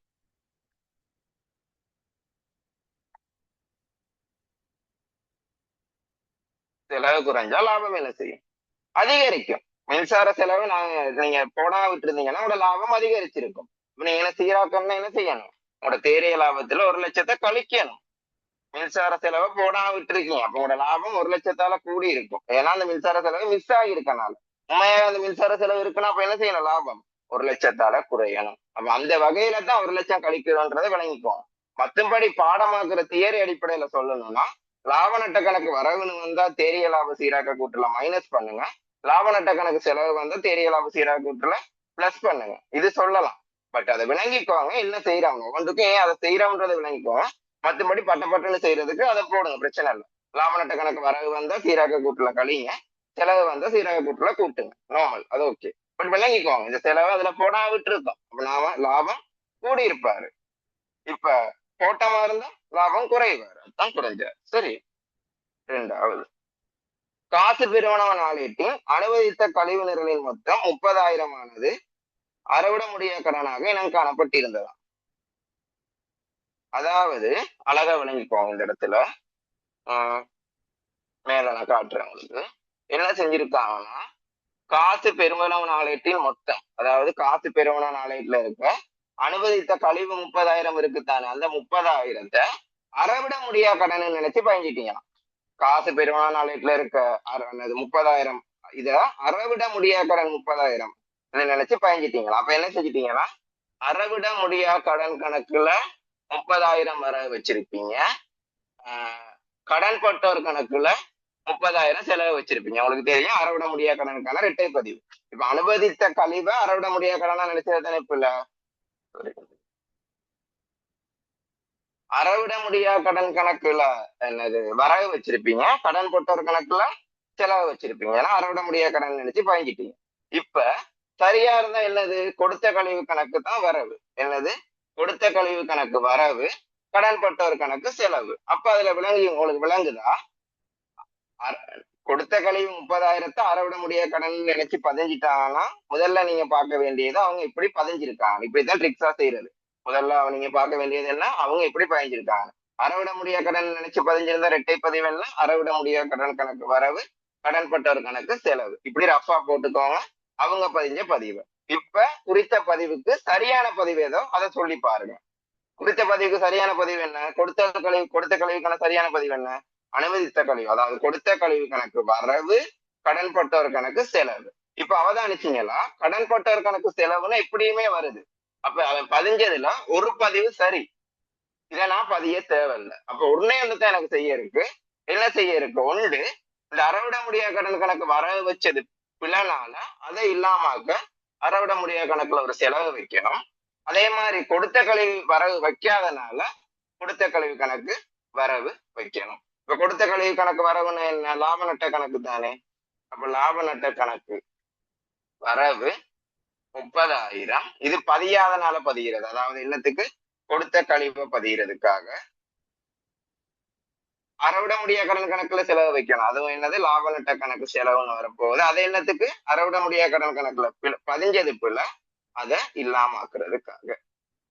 இது அறவிட முடியா கடனை பதிகிறதுக்கு அப்ப விளங்கிக்கோங்க, அழகா விளங்கிக்கோங்க. அறவிட முடியா கடன் பதிகிறதா இருந்தா என்ன ரெட்டை பதிவுன்னு ரஃபா எழுதுங்க. அப்புறம் கொடுத்த கழிவு பதிகிறதா இருந்தா சரியான பதிவையும் இதையும் கம்பேர் பண்ணுங்க. அதை பண்ணும் போது கடன் பட்டவர் கணக்கு செலவு வச்சது சரின்னு தெரிஞ்சிச்சு. அப்ப அறவிட முடியா கடன் கணக்குல வர வச்சது பிள்ளை, ரெண்டாவது கொடுத்த கழிவுன்னு பதியாதது பிள்ளை. அப்ப அறவிட முடியா கடன் வர வச்சதை இல்லாம ஆக்கிட்டீங்க, கொடுத்த கழிவுன்னு பதிஞ்சு காட்டிட்டீங்க. இப்ப எங்களுக்கு அறவிட முடியா கடனும் செலவு தான், கொடுத்த கழிவும் செலவு தான். கொடுத்த கழிவுன்றத அறவிட முடியா கடன்னு மாறி எடுத்துட்டோம், பேரைத்தான் மாறி எடுத்துட்டோம். இதுக்கு பேரை மாறி எடுத்தனால எங்களுக்கு ஒரு லாபத்துல தாக்கம் இருந்தது. ஏன்னா ரெண்டுமே செலவு கணக்கு வகையை சார்ந்ததுதான். இப்ப அறவிட முடியா கடன்றது ஒரு வருமான கணக்கு வகையா இருந்து கொடுத்த கழிவுன்றது ஒரு செலவு கணக்கு வகை, அப்படி ஒப்போசிட்டா இருந்திருந்தா தாக்கம் இருந்திருக்கு. ரெண்டுமே செலவு கணக்கு வகை தான். ஜஸ்ட் நாங்க என்ன செஞ்சிட்டோம்? பேர்ல தான் வித்தியாசப்பட்டு. சரியா? ஓகே. அப்ப அதனால தாக்கம் செலுத்தாது. என்ன பாருங்கண்ணே, கொடுத்த கழிவு போடாம விட்டுருக்கீங்க, கொடுத்த கழிவு போடாம விட்டுருக்கீங்க. இப்ப லாப நட்ட கணக்கு வரவுனா கழிக்க சொன்னேன், அப்ப 30 கழிப்படும். லாப நட்ட கணக்கு செலவுனா கூட சொன்னேன், 30 திருப்பி கூட்டுப்படும். ரெண்டு உண்டு தானே, விளங்குச்சு? கழிச்சு கூட்டுறது என்னத்துக்கு விளங்குது? ரீசன் என்னன்னா அறவிட முடியா கடனும் செலவு தான், கொடுத்த கழிவும் செலவு தான். அப்ப நீங்க என்னது மிஸ் பண்ணதுல ஒண்ணுமே இல்லை, பேர் தான் மாறி இருக்கு. இதுல ஒரு தொகையில எந்த ஒரு வித்தியாசமும் பட போறது இல்லை. சோ இங்க பாருங்க, இதுல வரவு செலவுன்னு ரெண்டுலயும் சரியான தாக்கம் இருக்கு. ஆகவே இங்க தொங்கல்ன்றவர் உருவாகவில்லை. சரியா? கொள்வனவு நாளேட்டின் மொத்தம் 8 லட்சம் ஆனது கொள்வனவு கணக்கில் சரியாக பதியப்பட்டிருந்தது. ஆனால் இது கடன் கொடுத்தவர் கட்டுப்பாட்டு கணக்கில் 80,000 பதியப்பட்டிருந்துச்சாம். அழகா விளங்குங்க. கொள்வனவு கணக்கு கொள்வனவு நாளேட்டின் மொத்தம் 8 லட்சமா? சரியா? இது கொள்வனவு கணக்கில் சரியாக பதியப்பட்டிருந்துச்சாம். ஆனா தவறுதலா கடன் கொடுத்தவர் கணக்கில் வரவில் பதியப்பட்டுள்ளதாம். சரி கடன் கொடுத்தவர் கட்டுப்பாட்டு கணக்கில் 80,000 என செலவு வைக்கப்பட்டிருக்கான். கொள்வனவு நாளேட்டில் மொத்தம் 8 லட்சம்னா, கொள்வனவு நாளேட்டில் மொத்தம் 8 லட்சமா? அதை நீங்க எப்படி பயஞ்சிருக்கீங்கன்னா, கடன் கொடுத்தவர் கணக்குல 80,000 பயஞ்சிருக்கீங்களா, ஆனா கொள்வனவு கணக்குல சரியா பயஞ்சிருக்கீங்களா? அப்படின்னா கொள்வனவு கணக்கு வரவு 8 லட்சம் வச்சிருக்கீங்க, கடன் கொடுத்தவர் கணக்கு செலவு எவ்வளவு வச்சிருக்கீங்க? 80,000 வச்சிருக்கீங்க. கடன் கொடுத்தவர் கணக்கு செலவு 80,000 வச்சிருக்கீங்க. அப்ப இந்த இடத்துல என்ன பிரச்சனைனா, நீங்க உண்மையாவே கடன் கொள்வனவு நாடுல உள்ள 8 லட்சத்துக்கு பதிவு பாத்தீங்களா இருந்தா, கொள்வனவு கணக்கு வரவு 8 லட்சம், கடன் கொடுத்தவர் கணக்கு செலவு 8 லட்சம் வரணும். ஆனா அவங்க எப்படி பயஞ்சிருக்காங்க? கொள்வனவு கணக்கு வரவு 8 லட்சம், கடன் கொடுத்தவர் கணக்கு செலவு 80,000 பயஞ்சிருக்காங்க. ஆகவே கொள்வனவு கணக்கு வரவு 8 லட்சம் வச்சது சரி, மார்க் போட்டுக்கோங்க. ஆனா கடன் கொடுத்தவர் கணக்கு செலவு 80,000 வச்சது சரியா? இல்ல. கடன் கொடுத்தவர் கணக்கு செலவு 8 லட்சம் வைக்கணும், ஆனா 80,000 தான் வச்சிருக்காங்க. அப்ப எவ்வளவு குறைய வச்சிருக்காங்க? 7,20,000 குறைய வச்சிருக்காங்க. அது திருத்துறதுக்கான பதிவு கடன் கொடுத்தவர் கணக்குல நாங்க ஒரு 7,20,000 வைக்கணும். அப்ப கடன் கொடுத்தவர் கணக்கு செலவு 7,20,000 வரும். அப்படி வச்சமா இருந்தா அவ்வளவுதான் திருத்துறதுக்கான பதிவு. ஏன்னா வேற ஒண்ணும் பிழை இல்லை, கொள்வனவு கணக்குல சரியா தானே பாஞ்சிருக்காங்க. அப்ப வேற ஒண்ணும் பிள்ளை இல்லை. அப்ப இந்த சமயத்துல செலவு மட்டும்தான் காணப்படுது, அப்ப வரவு ஒண்ணு தேவைப்படுது. இப்படி ஒரு சந்தர்ப்பத்துலதான் தொங்கல் கணக்கு வரும். தொங்கல் கணக்கு வரும் எவ்வளவு? 7,20,000. எவ்வளவு தொங்கல்?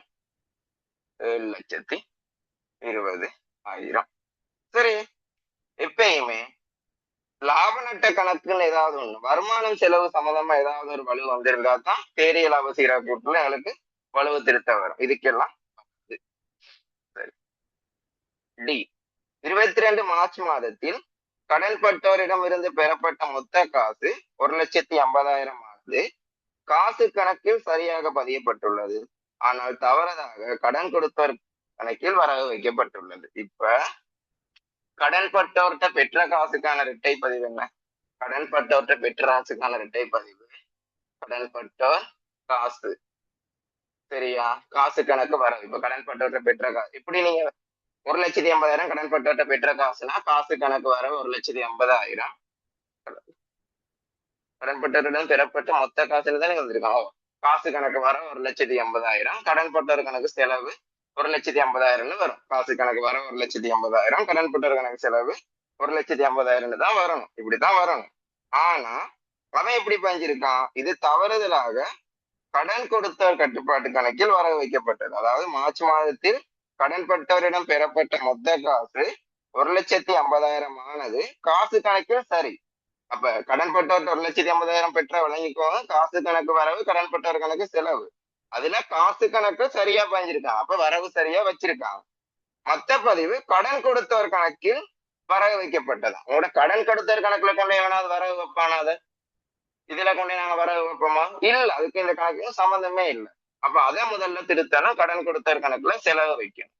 அது ஒரு பதிவு. அடுத்தது அடுத்த பதிவு என்னது? இந்த பதிவாவே 15 இல்லை. அப்ப அதையும் பதியணும். அப்ப நீங்க என்ன செய்யணும்னா, முதலாவது பதிவு கடன் கொடுத்த இது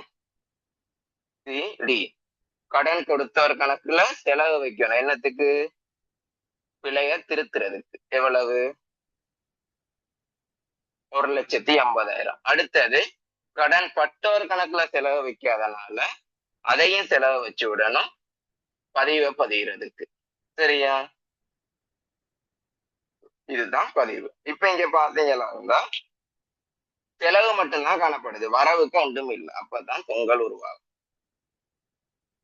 தொங்கல் கணக்கு வரவு 3 லட்சம். 3 லட்சம் விளங்கிச்சா?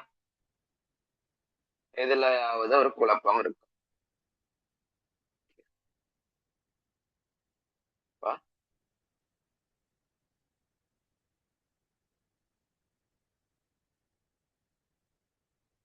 தொங்கல் கணக்கு 920.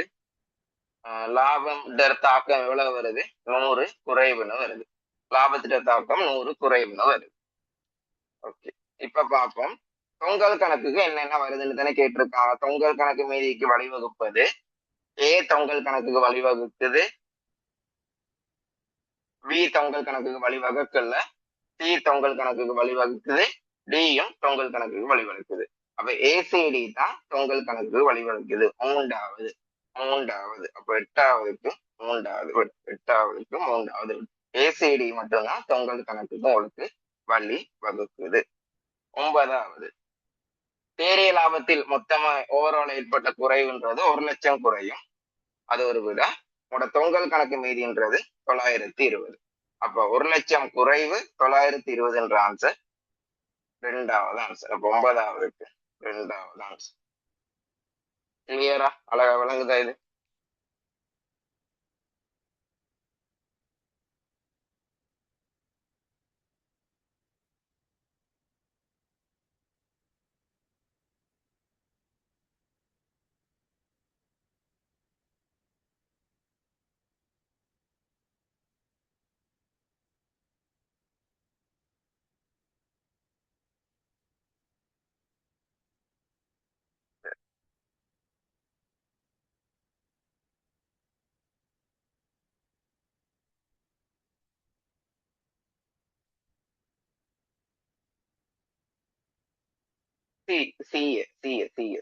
சொல்லலாம். யாரு? சி. கொள்வனவு நாளேட்டின் மொத்தம் 8 லட்சம் ஆனது கொள்வனவு கணக்கில் உள்ள அழிச்சுதான் சொல்றேன். அழிக்கிறேன். இங்கே அழகா விளங்கிக்குவாங்க. சி வந்து கொள்வனவு நாளேட்டின் மொத்தம் 8 லட்சம் ஆனது. சரியா? கொள்வனவு கணக்கின் மொத்தம் 8 லட்சம் ஆனது கடன் எங்க காசு சாரி கொள்வனவு கணக்கில் சரியாக பதிஞ்சிருக்கீங்களா? கடன் கொடுத்தவர் கணக்குல 80,000 செலவு வச்சுட்டீங்களாம். இப்ப கடன் கொள்வனவு நாளேடு எடுத்துக்கொண்டீங்கன்னா அதுல ஒரு 8 லட்சம் மீதி காணப்படுதுன்னா, 8 லட்சம் மொத்தம் காணப்படுதுன்னா அதுல இரட்டை பதிவு என்ன? கொள்வனவு கணக்கு வரவு 8 லட்சம், கடன் கொடுத்தவர் கணக்கு செலவு 8 லட்சம் தானே. பட் இந்த இடத்துல நாங்க கடன் கொடுத்தவர் கணக்குல மட்டும் செலவு எவ்வளவுன்னு பதிஞ்சு வச்சிருக்கோம்? 80,000 பதிஞ்சு வச்சிருக்கோம். அப்ப திருத்தத்தை பத்தி யோசிச்சீங்களா இருந்தா சரியான பதிவு கொள்வனவு கணக்கு வரவு 8 லட்சம், கடன் கொடுத்தவர் கணக்கு செலவு 8 லட்சம். இப்ப கொள்வனவு கணக்கு வரவு 8 லட்சத்தை பார்த்தா அதைத்தான் அவனும் பதிஞ்சிருக்கான். அப்ப அது சரி, அப்ப அதை திருத்த தேவையில்லை. கடன் கொடுத்தவர் கணக்கு செலவு 8 லட்சத்துல தான் சின்ன புள்ள செலவு வச்சிருக்கான், ஆனா 80,000. அப்ப அதைத்தான் திருத்தம். இப்ப எவ்வளவு குறைவா செலவு வச்சிருக்கான்? 7,20,000 தானே. அப்ப நாங்க அந்த 7,20,000 மட்டும் போட்டா சரி, நாங்க இன்னும் கொஞ்சம் செலவு வச்சு விட்டா சரி. அப்ப கடன் கொடுத்தவர் கணக்கு செலவு 7,20,000 வரும். அப்ப கடன் கொடுத்தவர் கணக்கு செலவு 7,20,000 வந்தா, ஆனா நமக்கு ஒரு பதிவு தான் இருக்கு கடன் கொடுத்தவருக்கு, வரவுக்கு ஒன்று இல்லை. அப்படி ஒன்று இல்லாம போற நேரம் தான் தொங்கல் கணக்குன்ற வரவு. தொங்கல் கணக்கு வரவு 7,20,000. விளங்குதா?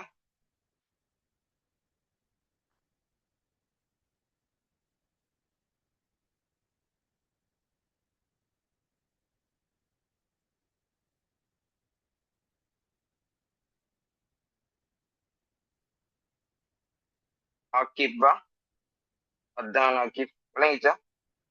சிஏ கொஞ்சம் இருக்கான்னு சொல்லிருந்தேன். எது குழப்பம் இருந்தா சொல்லுங்க.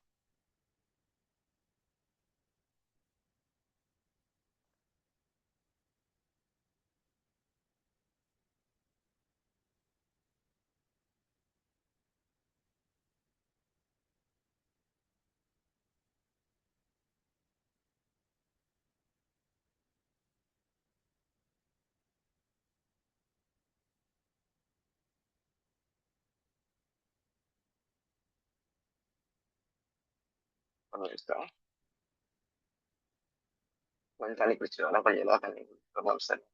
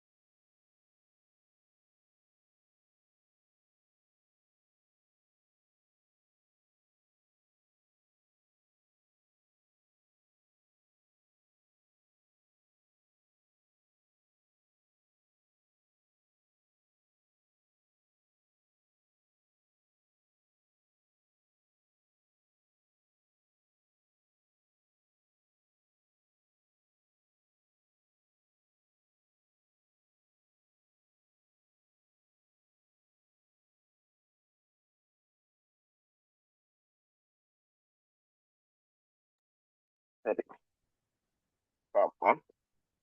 அடுத்தது 10வது கேள்வி. நம்ம பார்க்கும்போது பந்திய பார்க்கணும் என்ன கேட்டிருக்கான். மொத்த லாபம் தேறிய லாபம் கேட்டிருக்கான். நமக்கு எதுவுமே திருத்த வரலாம். மொத்த லாபம் தேறிய லாபம். இந்த மொத்த லாபம் தேறிய லாபத்தோட திருத்த வாரதோட சம்மந்தப்பட்டது, இது திருத்த தான் கேட்டிருக்காங்க. திருத்த வாரதோட சம்மந்தப்பட்டது உங்களுக்கு நான் சொல்லியிருக்கேன்.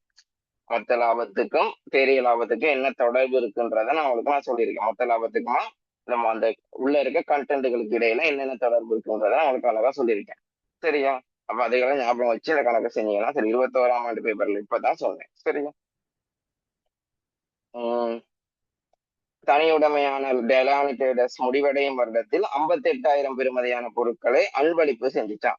58,000 ஒரு அன்பளிப்பு செஞ்சிருக்காங்க. எனினும் இந்த அன்பளிப்பு தொடர்பில் கணக்கு புத்தகங்களில் எந்த ஒரு சீராக்கமும் மேற்கொள்ளப்பட்டிருக்கவில்லை. ஓகே. 31/3/2022 முடிவடையும் வருடத்திற்கான நிதிக்கூற்றுகளை தயார் செய்யும் பொழுது இறுதி இருப்பானது பௌதிக இருப்பின் அடிப்படையில் கணக்கிடப்பட்டுள்ளது. பௌதிக இருப்பின் கணக்கிடுறதை பத்தியும் சொல்லியிருந்தேன். நம்ம களஞ்சிய சாலைக்கு போய் நேர்ல இருப்பு இவ்வளவு இருக்குன்றத மாதிரி நாம மதிப்பிட்டு கணிப்பிடுறது தான் பௌதிக ரீதியில கணிப்பிடுறது. நிறுவனத்துல இருந்து கொண்டு புத்தகத்துல கணக்கு போட்டு பார்த்து இவ்வளவு இறுதி இருப்பு இருக்கும்னு நாங்க புத்தக ரீதியா அடிப்படையை கொண்டு இது பண்றதுதான் பௌதிக கணக்கு புத்தக ரீதியாக மதிப்பிடுன்றது. இதுதான் பௌதிக ரீதிக்கும் புத்தக ரீதிக்கும்ன்றதை தெளிவா சொல்லியிருந்தேன். இதுவரை இன்னொரு 2-3 பேப்பர் 5 வருஷ பேப்பருக்குள்ள இன்னொருக்கா வேணும்னா சொல்லி விடுவேன் ஒவ்வொரு. பட் போன பேப்பர்ல தானே பார்த்தோம், அது இப்ப உடனே பாக்குறதுல வேலை இல்லை. சரியா? ஓகே, அடுத்தது அப்ப நான் விஷயத்த நம்ம கான்செப்டுக்கு வருவோம். இப்ப 58,000 அன்பளிப்பு செஞ்சதை 15 இல்லைன்னா 15 இல்லைன்னா முதல்ல பதியணும். அதுக்கு எப்படி பதிகிறன்றது தெரிஞ்சுக்கோங்க. அன்பளிப்பு பதிகிறதுக்கான இரட்டை பதிவை விளங்கிக்கோங்க. இருப்புக்களை நாங்க அன்பளிப்பா வழங்கினோம்னா, இது சரக்கு இருப்புகள் அன்பளிப்பா வழங்கினோம்னா கொள்வனவுல தான் குறையும். சரியா? அப்ப கொள்வனவு கணக்கு செலவு, அன்பளிப்பு கணக்கு வரவு. கொள்வனவு கணக்கு செலவு, அன்பளிப்பு கணக்கு வரவு, அப்படித்தான் வரும். கொள்வனவு என்னது தொகை எவ்வளவு? 58 தானே. 58,000 அன்பளிப்பு கணக்கு வரவு, கொள்வனவு கணக்கு செலவுன்னு தான் வரும். அப்ப இதுதான் பதிவு. அதை நீங்க பதியலைன்னா இதுதான் பதிவு. பதியப்படாததுக்கான பதிவு இதுதான். அப்ப நீங்க பதிகிறீங்கன்னா இப்ப கொள்வனவு கணக்குல 58 கழிக்கணும். அது முதலாவது விஷயம். இப்ப கொள்வனவு கணக்குல 58 கழிக்கிறது மொத்த லாபத்துல தாக்கம் செலுத்துமான்னு கேட்டா டெஃபினட்டா தாக்கம் செலுத்து. ஏன்? அவர் மொத்த லாபத்தோட சம்மந்தப்பட்டவர். இப்ப கொள்வனவுக்கும் மொத்த லாபத்துக்கும் என்ன தொடர்புன்னு சொல்லி தந்தேன். கொள்வனவுக்கும் மொத்த லாபத்துக்கும் எதிர்கணைய தொடர்பு. கொள்வனவுக்கும் மொத்த லாபத்துக்கும் எதிர்கணைய தொடர்புன்னு சொல்லி தந்தேன். அதாவது கொள்வனவு கூடுனா மொத்த லாபம் குறைவாரு, கொள்வனவு குறைஞ்சா மொத்த லாபம் கூடுவார். இதைத்தான் சொல்றது கொள்வனவுக்கும் மொத்த லாபத்துக்கும் எதிர்கணைய தொடர்பு. அப்ப இப்ப கொள்வனவுல 58,000 நீங்க கழிக்கணும்னா மொத்த லாபத்துல என்ன செய்யணும்? ஆப்போசிட் 58,000 கூட்டணும். எதிர்கணைய தொடர்புன்னு உங்களுக்கு சொல்லித்தரேன். அப்ப கொள்வனவுக்கும் மொத்த லாபத்துக்கு என்ன கணைய தொடர்பு? எதிர்கணைய தொடர்பு. அப்ப நீங்க கொள்வனவுல இப்ப 58,000 கழிக்கணும்னா மொத்த லாபத்துல 58,000 கூட்டணும். சரி, இப்ப மொத்த லாபத்துல 58,000 கூடுதுன்னா அது அப்படியே டிரெக்டா தேரிய லாபத்துல என்ன செய்யும்? கூட்டும். அவ்வளவுதான் விஷயம். முடிஞ்சு இந்த பதிவு. ரெண்டாவது அன்பளிப்பு. அன்பளிப்புன்றது எங்க வரும்? செலவுல வரும். எங்க? ஏனைய செலவுல வரும். ஏனைய செலவு எதுல தாக்கம் செலுத்துறவர்? மொத்த லாபத்திலையா? ஏனைய செலவுக்கும் மொத்த லாபத்துக்கும் ஏதாவது தொடர்பு இருக்கா? இல்ல. அதெல்லாம் மொத்த லாபம் எல்லாம் கண்ட பிறகு வரவர் தான் இந்த நிர்வாக செலவு, ஏனைய செலவு எல்லாமே. சரியா? அப்ப ஏனைய செலவு எங்க தாக்கம் செலுத்துறவர்? தேரிய லாபத்துல. இப்ப ஏனைய செலவு ஒரு செலவுன்னு 58,000 நீங்க லாப கணிப்பீட்டுல போடாம விட்டுருக்கீங்கன்னா உங்களோட லாபம் என்ன செய்யும்? கூடி இருக்கும். செலவெல்லாம் மிஸ் பண்ணியிருந்தா லாபம் கூடி இருக்கும். அப்ப அன்பளிப்புன்ற ஒரு செலவை மிஸ் பண்ணிருந்தா 58,000 லாபம் கூடி இருக்கும். அப்ப அதை நம்ம திருத்தும் போது லாபம் குறையும். அது எங்க தாக்கம் செலுத்தும்? தேரிய லாபத்துல. மொத்த லாபத்துக்கும் அவருக்கும் சம்பந்தம் இல்லை. ரெண்டாவது விஷயம், இப்ப இந்த அன்பளிப்பு செய்யப்பட்ட பொருளை பத்தி நீங்க 15 இல்லாட்டி மேபி நாங்க அதை இறுதி இருப்புல இன்க்ளூட் பண்ணிருக்கலாம் தானே கேட்டீங்கன்னா அதுக்குதான் சொல்லி தந்தேன். பௌதிக ரீதியா இறுதி இருப்பை கணிப்பிடுறது, புத்தக ரீதியா கணிப்பிடுறது 2 இருக்கு. பௌதிக ரீதியா இறுதி இருப்பை கணிப்பிட்டமா இருந்தா களஞ்சிய சாலைக்கு போய்தான் இறுதி இருப்பை பார்த்து நாங்க கணிப்பிட்டு இருப்போம். ஆகவே நாங்க இந்த அன்பளிப்பை பதிகிறத மிஸ் பண்ணி இருந்தாலுமே நேர்ல களஞ்சிய சாலையில போய் இறுதி இருப்பை பார்த்து மதிப்பிட்டனால களஞ்சிய சாலையில இருக்க இறுதி இருப்பை தானே சரிய கண்ணால பார்த்தனால போட்டிருப்போம். அப்ப சரியானதுதான் போட்டிருப்போம். ஏன்னா அன்பளிப்பு செய்யப்பட்டது நாம பதியாம விட்டாலும் களஞ்சிய சாலையில இருந்து வெளியே போயிருக்கும் தானே. அப்ப பதியாம தானே விட்டுருக்கோம், மத்தபடி வெளியே போயிருக்கும் தானே. அப்ப நான் நேர்ல போய் பார்த்தனால இறுதி இருப்புல நான் நல்ல வேலை பிழைச்சிருக்காரு. இதுதான் பௌதிக ரீதியான அடிப்படையில இருக்க நல்ல விஷயம். பட் இதே புத்தக ரீதியா இருந்தா தான் சிக்கல்.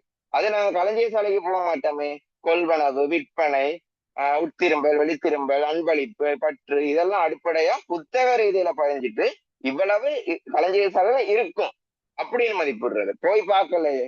அப்படி புத்தக ரீதியா மதிப்பிட்டு இருந்தீங்கன்னா தான் உங்களுக்கு இந்த அன்பளிப்பு பதியாதது இறுதி இருப்புல தாக்கம் செலுத்தியிருக்கும். ஏன்னா நீங்க புத்தக ரீதியா பதிஞ்ச அடிப்படையில அன்பளிப்பு பதியல தானே. அப்ப இப்படி ஒரு இறுதி இருப்பு வெளியே போயிருக்கிறது உங்களுக்கு தெரியாது. சோ அதையும் என்ன செஞ்சிருப்பீங்கன்னா உங்களோட இறுதி இருப்புல உள்ளடக்கி இருப்பீங்க. அப்ப புத்தக ரீதியா பதிஞ்சிருந்தா தான் நம்ம இறுதி இருப்புல உள்ளடக்கி இருப்போன்றனால அதை கழிச்சு ஒரு சீராகம் செய்ய வேண்டி வந்திருக்கும். பௌதிக ரீதியா இது நாங்க இறுதி இருப்பை கணிப்பிட்டு இருக்கனால களஞ்சிய சாலையில நேர்ல போயிருப்போம். நேர்ல இருக்க இருப்பை மட்டும்தான் நாங்க பதிஞ்சிருப்போம். அப்ப அது சரியா தான் இருக்கும். சோ பிழை இருக்காது. சரியா? அப்ப இது இப்படி ஒரு விஷயம் பதியாதனால இறுதி இருப்புல தாக்கம் ஒன்று ஏற்பட்டிருக்காது. ஆகவே இவ்வளவுதான் சீராக்கம். அப்ப முதல்ல மொத்த லாபம் பெரிய லாபம் எவ்வளவுன்னு தரலையே. அதை தரல தானே. அதிகரிப்பு குறைவு தானே கேட்டிருக்கான். அப்ப மொத்த லாபத்துல 58,000 அதிகரிக்குது, தேரைய லாபத்துல ஒரு தாக்கமும் இல்லை. ஏன்னா 58,000 கூடி 58,000 குறையறனால ஒரு தாக்கமும் இல்லை, 0. அப்ப 58,000 மொத்த லாபத்துல அதிகரிப்பு, தேறிய லாபத்துல தாக்கம் இல்லை. 58,000 மொத்த லாபம் அதிகரிப்பு, தேறிய லாபத்துல தாக்கம் இல்லை. முதலாவது விடு. 10வதுக்கு முதலாவது விடு.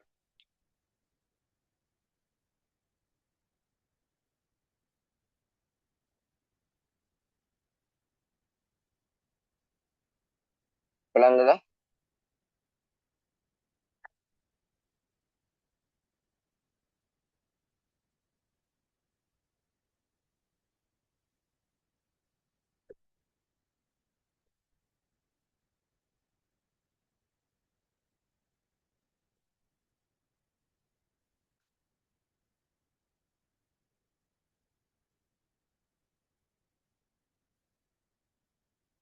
பன்னிரண்டாவது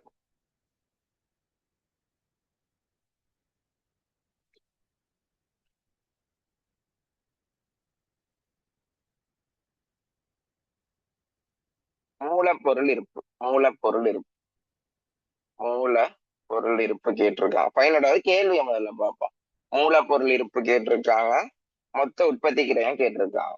சரி, நான் அதை கண்டுபிடிப்பேன். கேள்வி என்ன தெரிஞ்சுட்டு மனசுல வைப்போம். இது இடத்தை நிரப்புவாங்க. சரி, பார்க்க விளங்கணும் கணக்கு செஞ்சு செஞ்சு ஆரம்ப மூலப்பொருள், மூலப்பொருள் கொள்வன எல்லாம் தந்து நமக்கு என்ன சொல்றது, தெரியாத ஒரு விஷயத்த கண்டுபிடிக்க சொல்றாங்க. இப்ப இதுல 31/3/2022 உள்ளவாறான மூலப்பொருட்கள், அதாவது இறுதி மூலப்பொருள் இருப்பையும் அதே மாதிரி முடிவடைஞ்ச ஆண்டுக்கான மொத்த உற்பத்தி கிரயத்தையும் கேட்கிறாங்க. சரியா கிடையாது, இதை வச்சு கண்டுபிடிப்போம், வேற வழி இல்லை. இப்ப ஆரம்ப மூலப்பொருளோட சரியா, ஆரம்ப மூலப்பொருளோட மூலப்பொருள் கொள்வனவை கூட்டி அழகா விளங்கிக்கோங்க. இதெல்லாம் சமன்பாடு, இதெல்லாம் ஃபார்மட். ஆரம்ப மூலப்பொருளோட கொள்வனவை கூட்டி எதுவும் நட்டங்கள் இருந்தா அதை கழிச்சோ, இல்லாட்டி வெளித்திருப்பப்பட்ட மூலப்பொருள் இருந்தா அதை கழிச்சோ, இல்லாட்டி மூலப்பொருள் கொள்வனவு சம்பந்தத்தோட இதுவும் செலவுகள் இருந்தா, அதாவது மூலப்பொருள் கொள்வனவு செலவுகள்,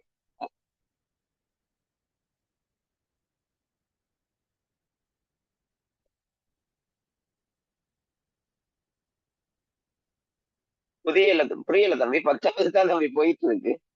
இப்பதான் ஸ்டார்டே பண்ணேன். நீங்க தான் லீவ் ஆகிட்டு வந்து குழம்பிட்டீங்களா, இல்லாட்டி எனக்குலாம் இல்லை. சாரி, 11வது தான் இப்ப போகுது. 10வது. சரி சரி, கோவிச்சு கொள்ளாம முதல்லயே கேளுங்க தம்பி. பரவாயில்ல, நான் கேட்டதுக்காக சொல்லிட்டாரேன். கோவிக்காம முதல்லயே கேளுங்க. அப்ப கேட்கக்குள்ளே கேளுங்க, சரியா? நான் ஸ்டார்ட் பண்ணிட்டா குழம்பிடும். சரி, பரவாயில்ல. மொத்த லாபம் தேறிய லாபத்துல உள்ள தாக்கம் தானே தம்பி கேட்டிருக்காங்க. மொத்த லாபம் தேறிய லாபத்துல உள்ள தாக்கம் தான் கேட்டிருக்காங்க 10வது கொஸ்டின்ல. இப்ப நான் அதான் ஃபர்ஸ்ட்ல இருந்து பேப்பர் கிளாஸ் வர சொன்னேன். நான் அதை திருப்பி ரிப்பீட் பண்ண இல்லாத நிலைமை உங்களுக்கு. இந்த எஃபி வீடியோல பாருங்க, ஒரு ஷார்ட்டா வந்து சொல்லியிருப்பேன், அதை பாருங்க. இப்ப மொத்த லாபத்துல இருக்க கொள்வனவு, அடுத்தது என்ன சொல்றது, கொள்வனவு விற்பனை கிரயம், மொத்த லாபத்தில் இருக்க கொள்வனவு விற்பனை கிரயம், இதுக்கும் மொத்த லாபத்துக்கும் தொடர்புகள் இருக்கு. கொள்வனவு விற்பனை கிரயம் இறுதி இருப்பு. கொள்வனவு சொல்லிடுறேனே, பரவாயில்ல. கொள்வனவு விற்பனை கிரயம் இறுதி இருப்பு, சரியா? இந்த மூன்றுக்கும் மொத்த லாபத்துக்கும் ஒரு சின்ன தொடர்பு இருக்கு. இப்ப கொள்வனவுக்கும் மொத்த லாபத்துக்கும் என்ன தொடர்புன்னு கேட்டீங்களா இருந்தா, கொள்வனவுக்கும் மொத்த லாபத்துக்கும் எதிர்கணைய தொடர்பு. அதாவது கொள்வனவுல நீங்க ஒரு விஷயம் பிளஸ் பண்ணீங்கன்னா மொத்த லாபம் மைனஸ் ஆகும். அப்ப கொள்வனவு மைனஸ் பண்ணீங்கன்னா மொத்த லாபம் பிளஸ் ஆகும். இதுதான் அவங்களுக்கு இருக்க தொடர்பு. அப்ப நீங்க கொள்வனவுல ஒண்ணு கூட்டணும்னு நினைச்சீங்கன்னா நீங்க ஒப்போசிட்டா மொத்த லாபத்துல கழிக்கணும். கொள்வனவுல கழிக்கணும்னு நினைச்சீங்கன்னா ஒப்போசிட்டா மொத்த லாபத்துல கூட்டணும். இதைத்தான் நான் தொடர்புன்னு சொல்லிட்டு இருந்தேன். அதே மாதிரி விற்பனை கிரயத்துக்கும் மொத்த லாபத்துக்கும் என்ன தொடர்புனா, அவங்க ரெண்டு பேருக்கும் நேர்கணைய தொடர்பு. தொடர்பு. அப்ப அதாவது இப்ப கொள்வனவு மொத்த லாபமும் ஒப்போசிட்டான பால்னா, ஒப்போசிட்டான ஜெண்டர்னா, ஆளும் பெண்ணும்னா, விற்பனை கிரயம் மொத்த லாபம்ன்றது ஆண் ஆண் இல்லாட்டி பெண் பெண் அந்த மாதிரி. அப்ப விற்பனை கிரயம் கூடும்னா மொத்த லாபமும் கூடும். இதை சொல்றது நேர்கணிய தொடர்பு. நேர்கணிய தொடர்பு இவங்க எதிர். சரியா? விற்பனை கிரயத்துக்கும் மொத்த லாபத்துக்கும் நேர்கணிய தொடர்பு. விற்பனை கூடிச்சுன்னா மொத்த லாபம் கூடும், விற்பனை குறைஞ்சிச்சுன்னா மொத்த லாபம் கூடும் குறையும். அப்ப விற்பனையில எதுவும் கழிக்கணும்னு நினைச்சா நீங்க மொத்த லாபத்திலையும் கழிக்கலாம், விற்பனையில எதுவும் கூட்டணும்னு நினைச்சா மொத்த லாபத்திலையும் கூட்டலாம். அதே மாதிரி இறுதி இருப்புக்கும் மொத்த லாபத்துக்கும் என்ன தொடர்புன்னு கேட்டீங்கன்னா, கொஞ்சம் மாறி போட்டுட்டோம்.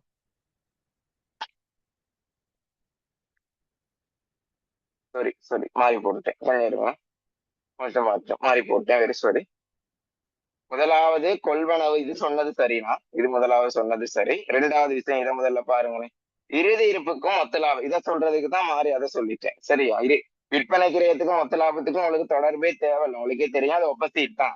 விற்பனை கிரயத்துக்கும் மொத்த லாபத்துக்கும் எதிர்கணைய தொடர்பு. விற்பனை கிரயத்துக்கும் மொத்த லாபத்துக்கும் எதிர்கணைய தொடர்பு மாறி சொல்லிட்டேன். விற்பனை கூடிச்சுன்னா விற்பனை கிரயம் கூடுனா மொத்த லாபம் குறையும், விற்பனை கிரயம் குறைஞ்சா மொத்த லாபம் விற்பனை கிரயம் குறைஞ்சா மொத்த லாபம் கூடும். அது உங்களுக்கு நார்மலா தெரிஞ்சது, அது டிரெக்டாவே. இதை நான் சொல்றதுக்கு தான் மேல உள்ள மாதிரி சொல்லிட்டேன்.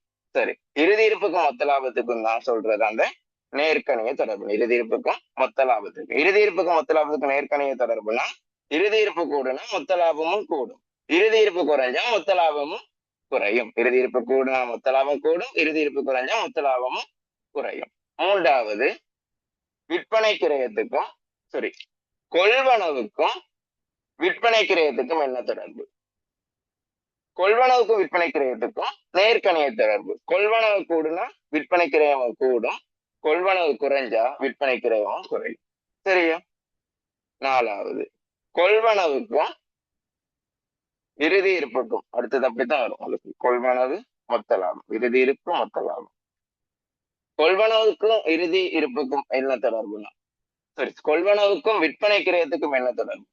கொள்வனவுக்கும் விற்பனை கிரயத்துக்கும், அதை சொல்லிட்டேன்.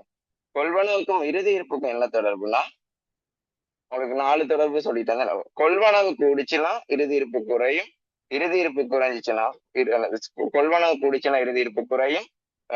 என்ன சொல்றது, கொள்வனவு குறைஞ்சிச்சுன்னா இறுதி இருப்பு கூடும். சரி, இதை நோட் பண்ணிக்கோங்க. நீங்க பேசலாம், இதை நோட் பண்ணிக்கொண்டீங்கன்னா உங்களுக்கு விடலாம். உங்களுக்கு நான் இதை தெளிவா சொல்லியிருந்தேன், நீங்க அந்த கிளாஸ் வரல, நான் டீட்டெயிலா சொல்லியிருந்தேன். இந்த 4 விஷயத்தையும் எழுதிக்குவோம். கொள்வனவுக்கும் மொத்த லாபத்துக்கும் உள்ள தொடர்பு. இருங்கண்ணா, டக்குனு ஸ்பீடா சொன்னதுனால நான் எதுவும் மிஸ் பண்ணிருக்கலான்னு கொஞ்சம் பாக்குறேன். எனக்கு நான் அது பொறுமையா நான் சொல்லியிருந்தேன். ரைட் போட்டிருக்கிறதுல மட்டும் எழுதுங்க, கொள்வனவுக்கும் மொத்த லாபம். சரி, அடுத்தது ரெண்டாவது சொல்லியிருக்கேன். சரி,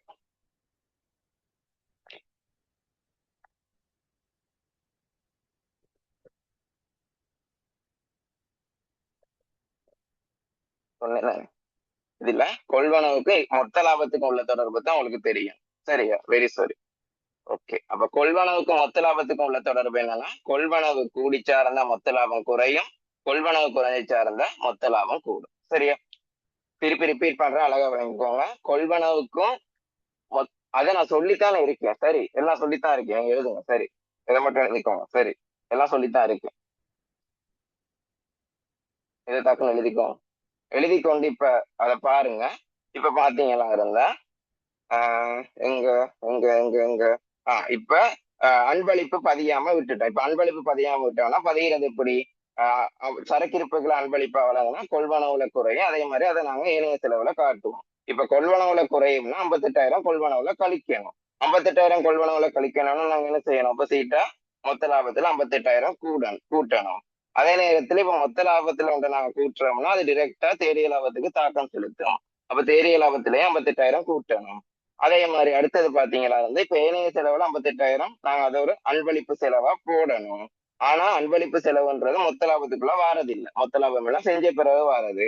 அப்ப இவர்ல அதை பத்தி நோ தாக்கம். தேறிய லாபத்துக்கு அவர் தாக்கம் செலுத்துவார், அன்பளிப்பு செலவுன்னு ஒரு செலவை போடணும். செலவை போடும் போது லாபம் என்ன செய்யும்? குறையும் தானே. அப்ப 58,000 லாபம் திருப்பி குறையும். அப்ப இங்க மொத்த லாபத்துல 58,000 அதிகரிக்கும், தேறிய லாபத்துல ஒரு தாக்கமும் இல்லை. சரி, விளங்கிச்சாலே அக்கியமுக்கு.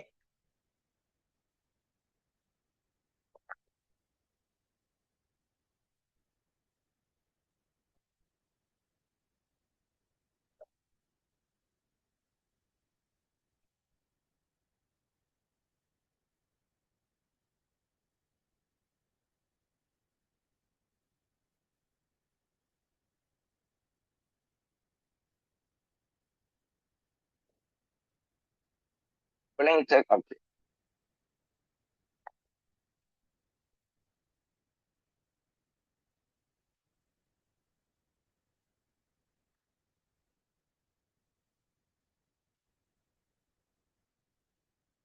அந்த ஃப்ரீ பேப்பர் லாஸ் வந்த யாரும் இருந்தீங்கன்னு எனக்கு ஒரு அந்த இந்த நோட்டை கொஞ்சம் போட்டு எனக்கு அனுப்பி விடுங்க. பாவம் தானே வேணும், குரூப்ல நான் போட்டு விடுறேன். சரியா, நான் அன்னைக்கு தான் நான் பொறுமையா எழுதி விட்டேன். அப்ப எந்த ஒரு இதுவும் தொடர்பும் மிஸ் ஆகாம எழுதணும். இப்ப உங்களுக்கு டக்குன்னு சொல்லணும், மத்தாக்களுக்கு டிஸ்டர்ப் ஆகக்கூடாதுன்னு பட்டுன்னு எழுதுனேன். இது மிஸ் ஆச்சோ தெரியும், அதனால அவங்களுக்கு போட்டு அனுப்புவாங்க. சரியா, 4 தொடர்பு இருக்கு, அந்த 4 தொடர்பு போட்டீங்கன்னா சரி. அது சொல்லி விட்டேன், அதுல எழுதின 4 தொடர்பும் எழுதுனேன்.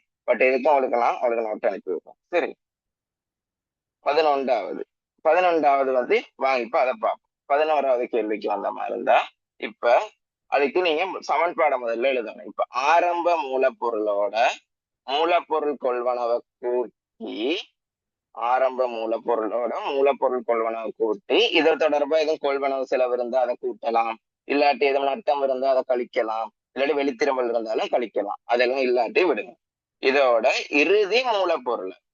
இறுதி மூலப்பொருளை கழிச்சாதான் நமக்கு இங்க ஆன்சரா பயன்படுத்திய மூலப்பொருள் வருவாரு.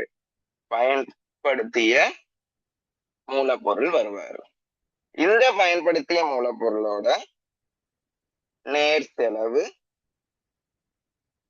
நேர்கூலிய கூட்டினாதான் என்ன வருவாரு, மூலக்கிரயம்ன்றவர் வருவாங்க. மூலக்கிரயம். இந்த மூலக்கிரயத்தோட உற்பத்தி மேல்நிலை எதுவும் இருந்தா அதை கூட்டினா உங்களுக்கு உற்பத்தி கிரயம் வருவாரு. ஆரம்ப குறைவேலை இறுதி குறைவேலை இருந்தா அதையும் நாம அட்ஜஸ்ட் பண்ண வேண்டி வரும். அப்ப அந்த வகையில முதல்ல இதுல இறுதி மூலப்பொருள் இருப்பு கேட்டிருக்காங்க. அடுத்தது மொத்த உற்பத்தி கிரயம் கேட்டிருக்காங்க. நாங்க வாங்க விஷயத்துக்கு. ஆரம்ப மூலப்பொருள்ன்றது 2000, அதை இங்கே போட்டுக்கோங்க. இப்ப மூலப்பொருள் கொள்வனவுன்றது 29,000. நுகரப்பட்ட மூலப்பொருள் கிரயம் 26,000. நான் உங்களுக்கு சொன்னேன், ஆரம்ப மூலப்பொருளோட மூலப்பொருள் கொள்வனவை கூட்டி இறுதி மூலப்பொருளை கழிச்சாதான் பயன்படுத்திய மூலப்பொருள் வரும். அதாவது அதுதான் நுகரப்பட்ட மூலப்பொருள்னு சொல்றாங்க. அப்ப ஆரம்ப மூலப்பொருளோட மூலப்பொருள் கொள்வனவை கூட்டி இறுதி மூலப்பொருளை கழிச்சா பயன்படுத்திய மூலப்பொருள் வரும்னா, அவன் பயன்படுத்திய மூலப்பொருளையே தந்துட்டான் டிரெக்டா. எவ்வளவு? 26,000. அதாவது நுகரப்பட்ட மூலப்பொருள். இப்ப அதை போட்ட மாதிரி அப்ப நாங்க கண்டுபிடிக்க வேண்டியது இந்த இறுதி மூலப்பொருளை தான். இப்ப ரிவர்ஸ்ல நீங்க அதை கண்டுபிடிச்சு விடுவோம். சரி, ரிவர்ஸ்ல நாங்க கடிச்சு பிடிச்சோம்னா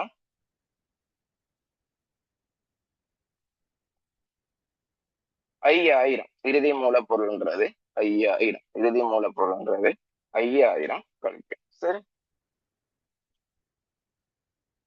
2,000 பிளஸ் 29,000 மைனஸ் 5,000. அப்ப இறுதி மூலப்பொருள் 5,000. முதலாவதுக்கு விட வந்துருச்சு 5,000, இப்பவே வந்துச்சு. அடுத்ததை பார்ப்போம்.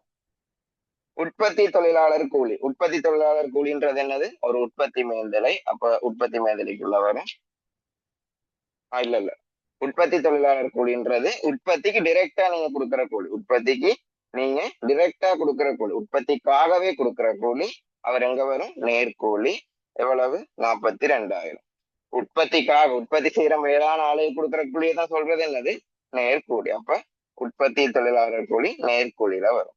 அடுத்தது வணிகத்தின் கட்டிட வாடகை செலவு. எவ்வளவு சொல்லியிருக்காங்க? வணிகத்தின் கட்டிட வாடகை செலவு 20,000ன்னு சொல்லியிருக்காங்க. கீழே என்னமோ ஒரு நோட் இருக்கு, பார்ப்போம்.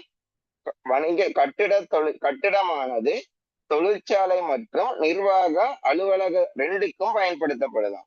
கட்டிடத்தின் மொத்த தளப்பரப்பின் 80% தொழிற்சாலைக்குரியதாம். அப்ப அந்த வணிகத்தின் கட்டிட செலவு 20,000ன்றது 80% தொழிற்சாலைக்குரியதான், 20% தான் அப்ப நிர்வாகத்துக்குரியதான். அப்ப 100%ம் தொழிற்சாலைக்குரியது இல்லை. அதை விளங்கிக்கோங்க.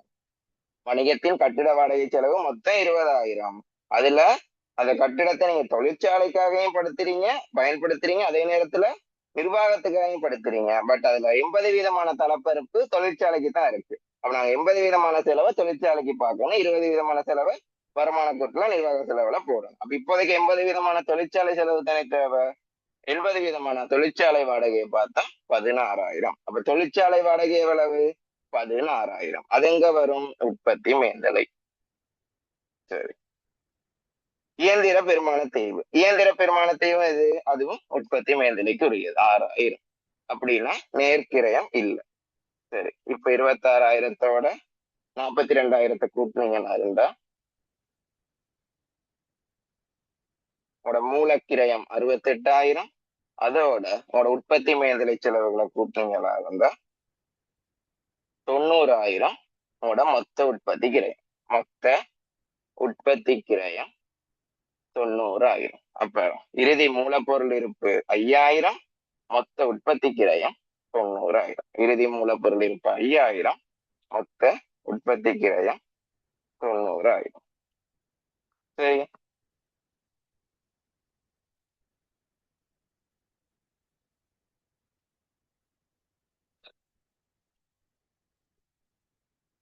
விளங்குதா இது வரைக்கும்? 11வது எத்தனை வந்துச்சு உங்களுக்கு? அதெல்லாம் பார்க்கல, சரி. ஒரு நிமிஷம். 11வதுக்கு உங்களுக்கு அப்ப 5,000 90,000 பாருங்க. 4வது ஆன்சர். 4வது ஆன்சர். விளங்குதா இது? சொல்லுங்க, இதுல எதை டவுட் இருக்காங்க?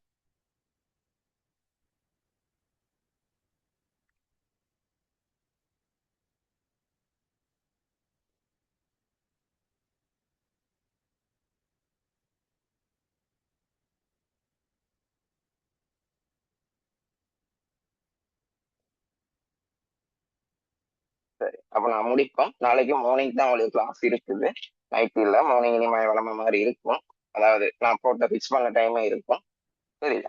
அதுக்கு நீங்க ஜாயின் பண்ணலாம். காலையில 10 மணி கிளாஸ். நான் உங்களுக்கு லிங்க் போட்டு தானே இருக்கேன், அதுக்கு ஜாயின் பண்ணீங்கன்னா சரி. இதுல தொடர்ச்சி கண்டினியூ ஆகும். Okay, good night.